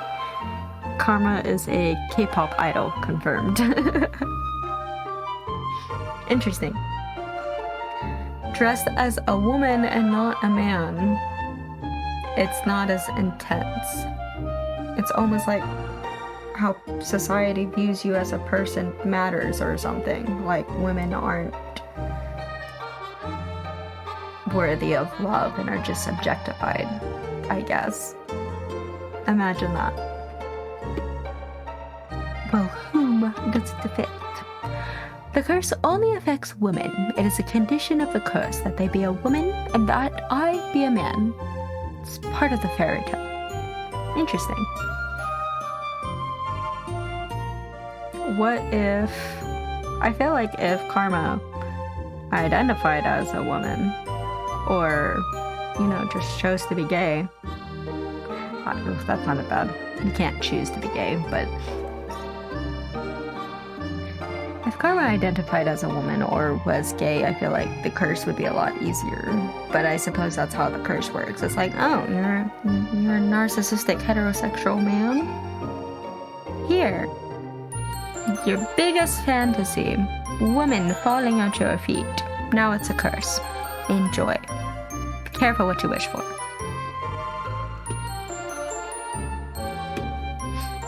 Which fairy tale? The one with, oh, I see. You're trying to get me to spill the beans, but we're not doing that today. Karma suddenly stands up and points at a man selling red apple-like candies. He pulls me over, insisting that we try one. I try to bring up the subject of the curse again, but to no avail. Karma somehow manages to be distracted for the rest of the day and is able to effectively dodge my questions. Karma's not distracted. Karma is just deliberately avoiding the question in a very tactful manner. Is Karma hiding something from me? Why would he? I thought pairing up meant helping each other break our curses. I mean, to be fair, you don't really know each other. So yes, he is hiding something from you. Does he not want to break his curse? I mean, that could be a possibility. It could be a possibility he does not want to break his curse. Oh, thank you so much. We were in dire need of these supplies. I supervised her well, didn't I? Oh, of course, dear. No. You did not do anything. I did all the work. Oh, princess, you wound me. Well, it's the truth, so. But we had such a nice talk. You avoided half my questions, and again, our purpose was not to talk, it was to go out and run errands. Karma lets out an exasperated sigh. Becomes a very forced yawn. Well, I'm going to go to bed. Today has been a tiring day. Please excuse me, darlings. Sleep well. Sleep well, Karma. Sleep well, Red. You beautiful bean. Karma walks away, leaving me alone with Parfait. He's not so bad, you know. I don't know why I agreed to work with him. This is ridiculous. He's a narcissist. Give him a chance, Sonny. I mean, yeah, he's not so bad. He's pretty pretentious and full of himself, though, for sure. I did not get a single good deed done today. Probably because I was too focused on Karma's curse and getting a good deed. When you're focused on getting a good deed, it's not truly a good deed. Because you have ulterior motives. See? It's not just about the act, but about the intentions. Dang it, I'm warming up to Parfait. Did Karma just use me then? I mean, yes. At this point, we're just lackeys to carry all the things. I am tired. I'm going to go to bed. Ta-ta. Tonight, I will rethink my partnership. Probably. But not really. We're in it for the long haul. I barely sleep that night. When I wake up the next day, my body is sore from carrying supplies around town yesterday. The more I think about Karma, the more my anger boils inside of me. How could I not have gotten a good deed yesterday? They did say I could get a good deed done, and that this could be considered a good deed. That's the whole reason I went. And then I didn't get a good deed. Ridiculous. Utterly ridiculous. I decide to find him first thing in the morning, give him a piece of my mind. I see him at his usual table, once again staring out the window. A dark aura seems to surround him, and I notice that no one is sitting with him today. Karma. Ignored. He keeps staring outside. And his eyes are glassy. Karma! Oh, Princess. Good morning. It is far from a good morning. I did not sleep at all last night. And when are mornings ever good, really? What a shame. His voice is surprisingly cold, his tone rather dismissive. I was too busy thinking about yesterday. You told me that helping you would maybe help me complete a good deed. I point at my necklace, which hasn't changed at all since I received it in this whole month time span. Do you see? Not another piece. You are a dirty, rotten liar. I have been deceived. You get pieces added to your glass slipper. That's charming. I was thinking that pairing up with you was a bad idea. Princess, did you just say that you were paired with me? I did. You must have known. Obviously. I'm here, aren't I? I've been gracing you with my presence. Oh my. I assumed that you just wanted to help me. I didn't know you were pairing with anyone. Oh, that's right. I never told him directly I wanted to partner up. Should I have? I mean, that's usually how things work, you know. Pairing usually implies a mutual consensus of two people agreeing to be together. If it's only one-sided, I mean, consent is key. Well, it does not matter what I say anymore, because I do not think you can help me. Pairing annulled. Princess, I can't help you do a good deed. You have to do them on your own. I can present you with opportunities, though. Opportunities. We start first by thawing the ice around your heart. Great, so even Karma is calling me the Ice Princess. Lovely. At least I speak my mind and don't pretend to be someone I am not. Oof, hit him where it hurts. And I do not promise things I cannot deliver either. Princess, I do believe you misinterpreted my words yesterday. And that is not my fault. Well, it kind of is. I mean, yes, communication is a two-way street, but If you misinterpreted, that's on you, boo. Patience is a virtue. Now, if you could, I would like some time alone. I did not sleep well yesterday either. Thank you very much. Didn't sleep well. Oh dear, that makes all three of us. I turn around and there's Rumple, peering at the front door. He strides towards the table with a confident grin on his face, then takes another seat. Look at that condescending smirk, seen it on every guy at work. Carmen lets out a sigh. Foul man, what are you doing here? You flirt with a man once and he hates you, is that it?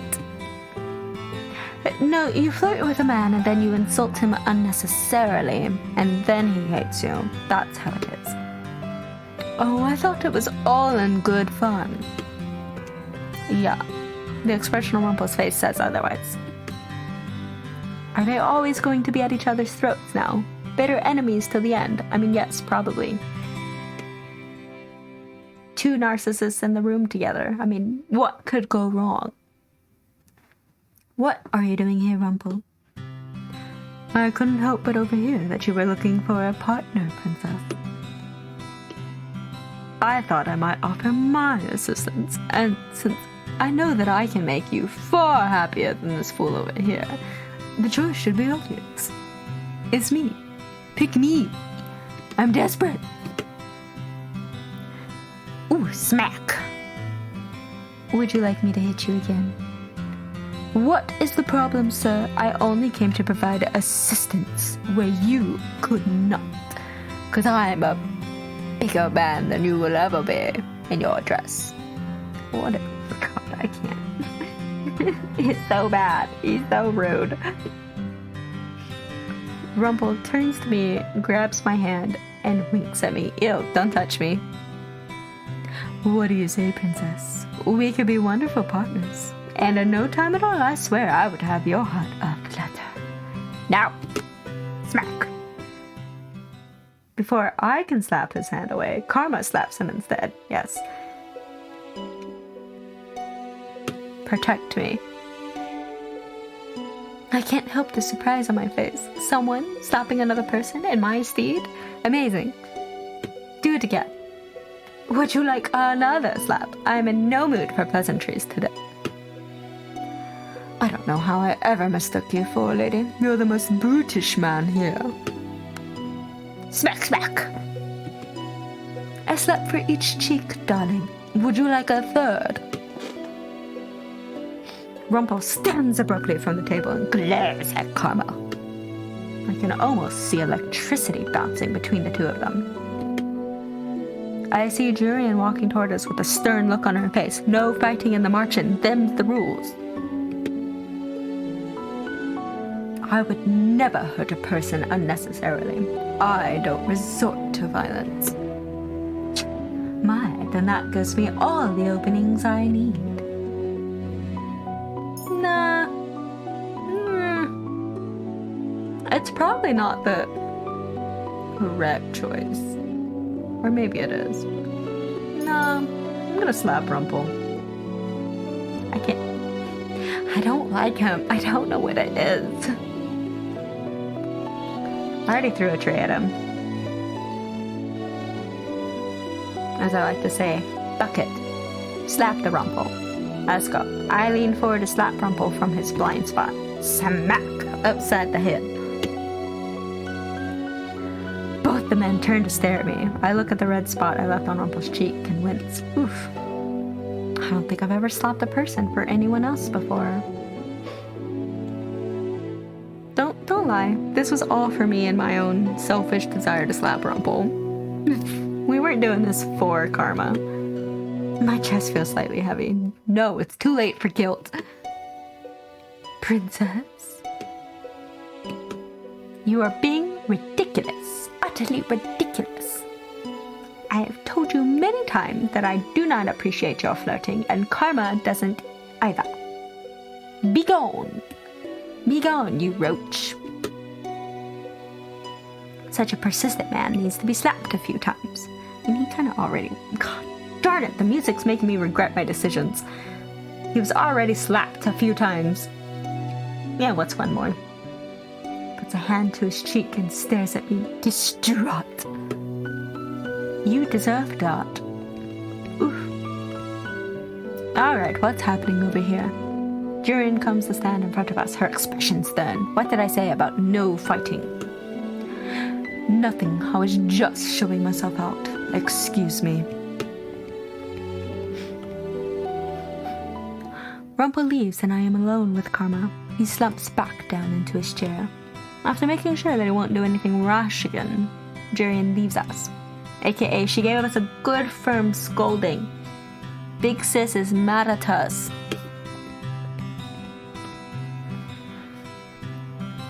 I leave Karma sitting there by himself and return to the front of the tavern, where our niece has more chores waiting for me. Goody. More chores. Does it involve Mr. Broom? Yes. Today I have to work as a server. Oh, no. It doesn't involve Mr. Broom. Kind of rude that I would think it's still better than working with Mr. Broom. I don't know about you, but I would personally rather work with Mr. Broom quietly to myself instead of being a server. The usual people are at the tavern, and I overhear conversations as I work. At one point, Garland walks over to the bar, and Anise serves him a drink. What kind of drink? Is it wheat juice? He looks sullen, and I watch him curiously for a few moments. Then I notice that he's staring at Jurian, who's talking sternly to two drunken men, continuously clacking their bottles together. If you make too much of a scene here, you're going to bother the other customers. But the same people are here all the time, eh? We're not bothering anyone, hon. Yeah, it's all the same people. What's a little extra ruckus in a day? Kylan looks so agitated, but why? I will not stand to have you call me that again. I am nobody's hun. I am a knight. I am a respectable woman. You will fear me. Loosen up, woman. You may have been a knight at the palace before, but you got no such title now. Garland stands up, and I can see silent anger in his eyes. Few people at the bar look at him with worry. He's about to fight. He's gonna fight for his woman. I may have no title, but I still demand respect, as you should, Queen. You tell them. Does not matter if you have a title or not, woman or man, peasant or royalty. You demand that respect. Sir Gannon, are you okay? Looks back at us almost like he's coming out of a trance. Oh, I'm fine. Sorry about that, ladies. Just angry. They're disrespecting my partner. He sits back down, glancing once more at Jurian as she continues speaking to the men. They glance at Garland warily, their expressions more somber. Why was he acting that way? Garland's usually more composed. He's usually so chill. What could it be? It's because two idiots in love.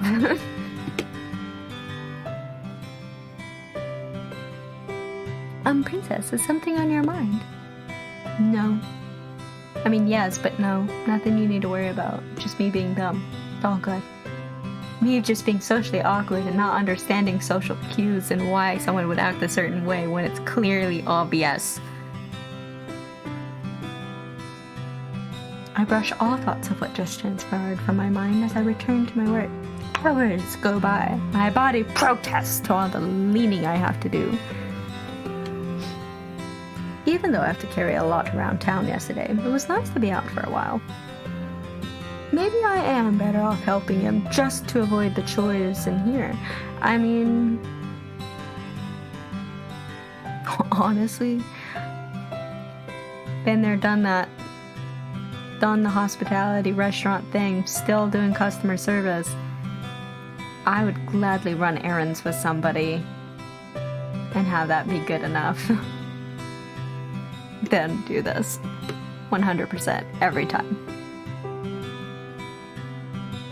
At least that stops me from being worked to the bone. I mean, you're still working. You're still kind of working to the bone. You're carrying really heavy things throughout town on those cobblestone streets. That can't be easy on the body. Oh, Princess, you're doing so well today. I always perform like this. But today you're delivering everything really quickly. Are you saying that I don't perform well another day? I can't. It's so funny. She just takes everything as an insult. Like, I always do this. Are you implying I'm not pretty? Are you implying I'm lazy? Are you implying that I don't deserve it? I am a princess.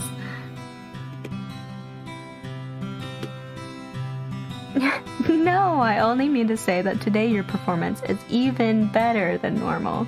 You're always doing fine, but today is even better. Good and better, you know? Not bad, just better. Is that supposed to be a compliment? Just walk away. Just let everyone be sad in my presence. If she wanted to give me a compliment, she could have said something that wasn't so backhanded. I mean, if you get offended by everything, every compliment's gonna be backhanded. As the tavern clears for the day, I finally have time to sit down and relax. As I am sitting there, Waltz pulls up a chair and sits in front of me. It's the boy. It's the cinnamon roll. Hello, Princess. I heard from a niece that you were excellent at your job today. Congratulations on improving. Princess? So you're mocking me now too? More backhanded compliments, how dare? Princess, I think you're taking things too seriously. The intention of a compliment is to, well, compliment someone, not make fun of you. We're not doing that. But you're implying that I'm not normally as good at this. We never said you weren't good at this, only that you were better today. You were extra good.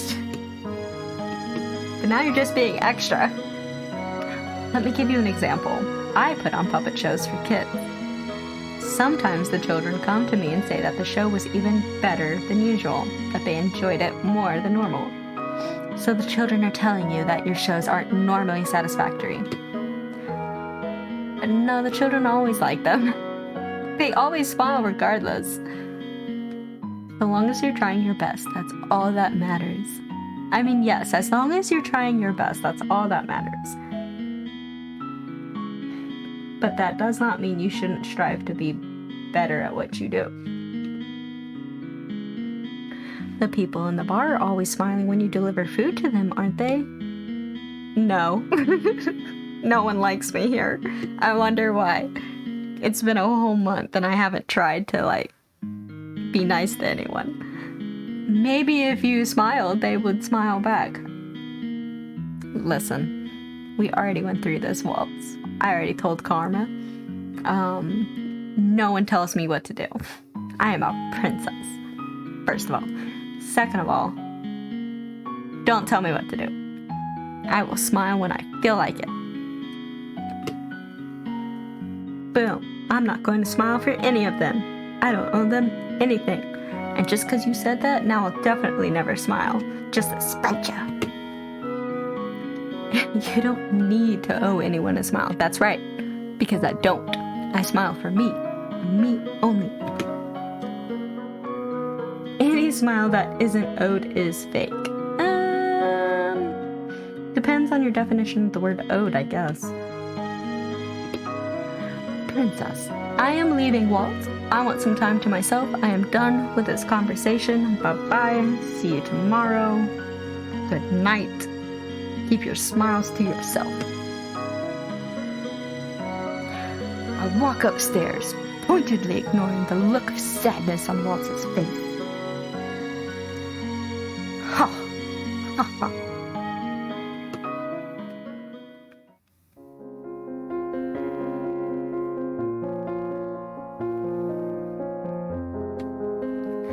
I've been sleeplessly laying on my bed for hours.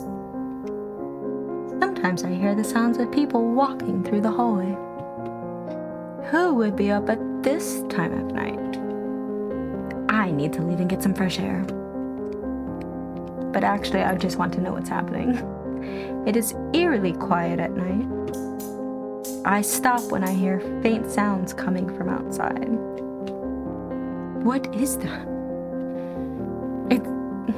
It's a good question. Snip or snap. It's the Jabberwocky attack.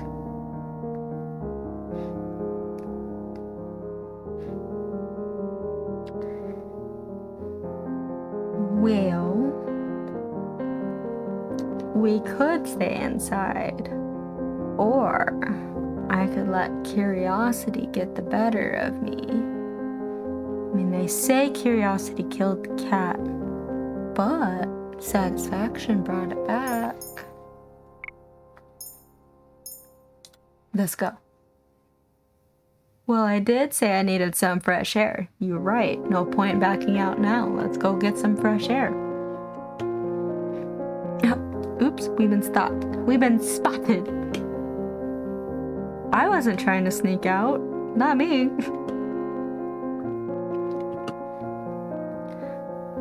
What are you doing? Getting some fresh air. Definitely not sneaking out or being a snoop and eavesdropping or just trying to see what that crazy noise outside is. Not me. No, just fresh air. It's dangerous out at night, you know. Is it? Imagine that. But, you know, you can't just keep me inside like some caged bird. I could have opened the window for some fresh air, sure, but I didn't say you had to stay inside. I said it was dangerous. You might need to get your ears checked. Wow. Coming at me again. Dang. Then there won't be any problem with me going out right now, will there? Princess, you only hear what you want to hear. You can't go outside without an escort. Simple as that. I'm not going to go far. Completely gonna ignore the comment of hearing what I want to hear because I'm hearing what I want to hear. Before Dolores can stop me, I walk out the front door and head in the direction of the sounds. You must be the most disobedient princess I've ever met. I mean, probably. And you must be the most annoying witch. Shots fired.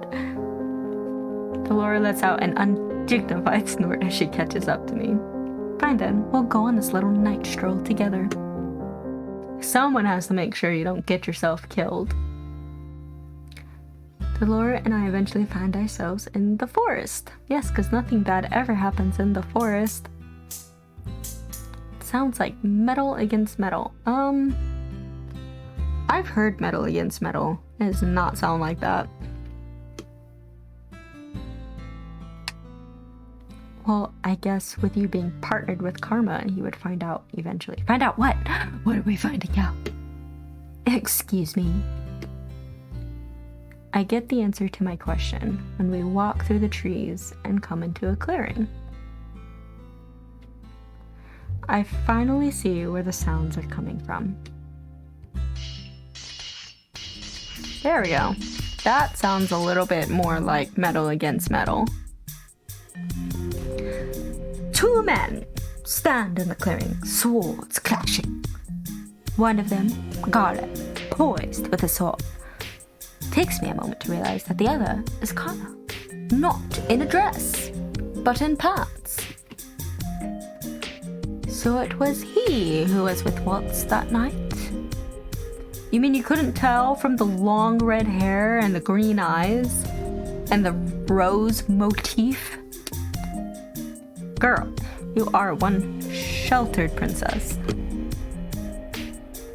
Neither he nor Garland noticed us at first.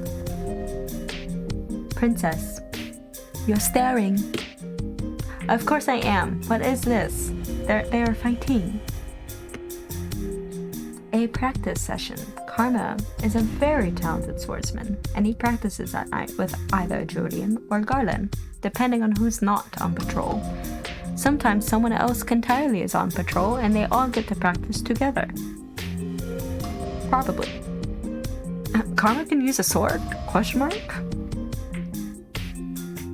The king told me once that only knights could have such skill. Is Karma a knight? Just who is Karma? He's a chameleon, obviously. Chameleon.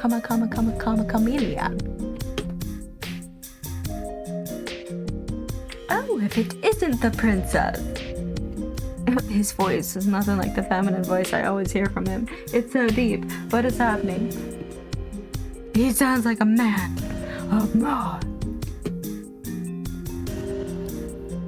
I notice him looking at me in between his strikes with a little smile. How does he remain so composed and steady, even with a distraction such as me, the beautiful crown princess? Princess? Garland's distracted. Karma quickly finds an opening and then pins him to the ground with a sword. But no stabbing here, this is a practice. We're not trying to die. But to be distracted is to die, Garland. Remember that. The ability to see distractions and then put them in the back of your mind is one every knight should hone. Be mindful of that, Garland. Be better. You must know everything that is happening around you, but only deal with the pertinent things. What is currently most important? Someone standing on the side or someone with a sword about to stab you? I wonder. Yes, sir. Karma straightens, sword in hand. Moments later, Garland stumbles to his feet and gives an obedient bow. Karma nods at him and sheathes his sword. A slow melancholy begins to creep into my heart. Why? Why am I sad? For some reason, seeing this sword practice makes me nostalgic, though I'm not sure why. What are you practicing for? Well, to protect, Princess. Knowing the sword is the same as knowing the shield. It's a means to protect. To protect. Protect what exactly? Ooh, a flashback. It's Fritz! We haven't seen sweet cinnamon roll Fritz in so long. It's been ages. Can never figure out how to counter an opponent when they're mere inches from my face. To dodge, I think dodging is the best counter in that situation. My commander called that one the enemy's kiss, a standoff where your eyes lock onto your opponent because of the proximity. The best way to counter that is to feint the sword in the opposite direction. Throws your opponent off because they're not looking. Oh, that makes sense. But the enemy's kiss, what a name. I mean, if you're that close, yeah, you're basically just poof, do it. It seems so dramatic for a sword move, doesn't it? I mean, since when are sword moves not dramatic? It's fighting. Swordplay is dramatic though, isn't it? I mean, yes. See? There you have it. Oh, here I come, butting in. Isn't the most effective swordplay not meant to be flashy? What would you know, Princess? You're a princess. Princess, I didn't notice you there. Good morning, Princess. Good morning, good morning, good morning. Well, the most effective swordplay cannot be predicted. It doesn't necessarily have to be simple or flashy. It just needs to be unpredictable. Well, the commander says it needs to be robust, but I guess unpredictable will work too. And quick, don't forget quick. Sometimes swordplay can look like dancing though, which is why some think that professionals are flashy. That seems unnecessary. Everyone has their own methods, their own skills. All of us knights fight for different reasons as well. Isn't your sole reason just to protect all of us in the palace, namely me? the crown princess, the future heir, the pride and joy of the whole kingdom? Well, yes, but we protect everyone in the castle for different reasons. The knights protect for different reasons. What a concept. I turned to Karma. But Karma, you're not a knight. Are you? Question mark. No, I am most definitely not. But since Garland and Jurian begged me to teach them, I have somehow become their mentor. There is no way Garland and Jurian would do that. These are the most prized knights the kingdom I've ever seen. They beg? Nonsense. After all, both of them were the best knights in Angel before they were stripped of their titles. See? Exactly. Well, Karma actually speaks the truth. Jurian and I really did have to get down on our knees and beg for him to instruct us. That is so tragic. I just lost some respect for you. What? Is Karma really so talented? Is he some legendary swordsman? So you're finally impressed with me. What do you think, princess? I am the picture of elegance in this outfit, aren't I? You know, I don't know why you and Rumple fight so often. You really are very similar. Ugh, don't compare me to that fool. He has no class. Just because you come from different backgrounds does not mean he has less class. That's true. Money, status, titles, these are not things that buy class. Class is a matter of how you present yourself and carry yourself. It's something intrinsic.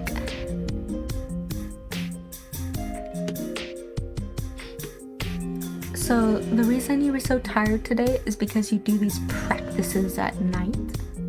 Oh, I suppose I've been caught red-handed, or should I say red-haired. And why does this have to be a secret? Does it have to do with Karma's curse? Probably. But he's not in disguise now. We could have been working on breaking our curses today, but no. You decided that staying up late into the night and practicing was more important. It was probably why you were grumpy this morning. Well, our protection is vital, don't you think? Princess, what a detective that you are. Indeed. Garland, you were at the palace. How is it that Karma possesses more skill with the sword than you? Princess! I mean, it's not an insult, it's a question. It's a factual statement. Karma is special. Because of course he is. He is more talented with the sword than a lot of other people. Because of course he is. Why not? Why wouldn't he be? And I do pride myself on being a splendid instructor. And I'm sure you pride yourself on being special in every aspect you can be. But never fear, princess. I will help you dispel your curse. After all, you did just suggest that we were still partners. Waggle, waggle.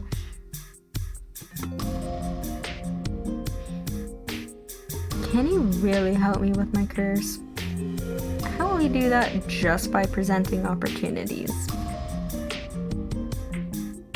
We'll try again tomorrow, darling. But for now, Garland and I have some more work to do.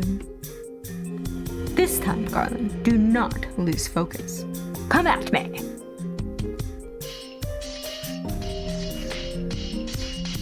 The sound of swords carries throughout the night air, and for a long while, I stand with the lord watching the two men fight.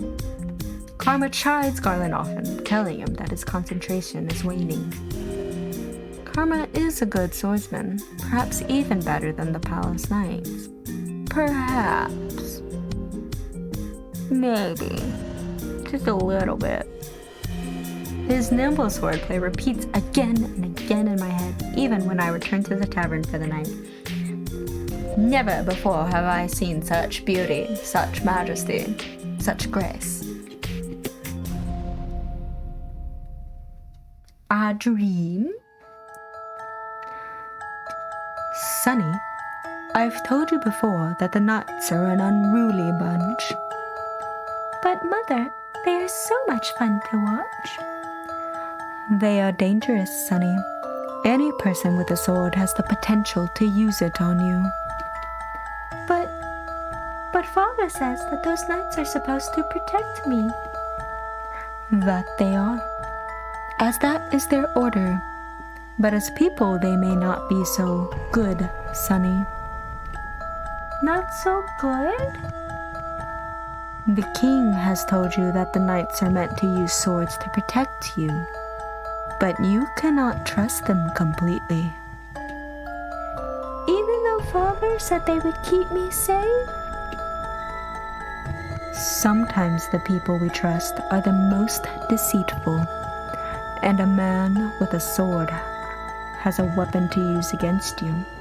No matter what he says, be wary that he can turn on you. Haven't I told you before that you should not trust people? But the knights are. Even knights can be treacherous. Do not trust a man with a sword. He can be dangerous. Yes, Mother, I understand. Try to understand, my sweet. I only want you to be safe. Yes, I understand. Chapter 4. Girlfriends!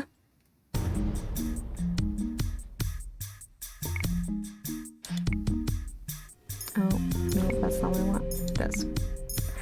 Okay, we are going to stop there for the night, my lovely beans. It was a wonderful time chatting. It's a wonderful time, and I hope you're enjoying this playthrough of the Cinderella Phenomenon, the Princess Phenomenon, the Cinderella Phenomenon by Dicesuki Games. And I unfortunately will not be streaming next week, for I will be super busy at work. A bunch of coworkers took off during 4th of July, so I will be stuck there. But in 2 weeks, once I figure out my schedule, we'll have another stream then, and maybe we'll continue wooing this beautiful red-haired man. So I hope you all have a wonderful evening.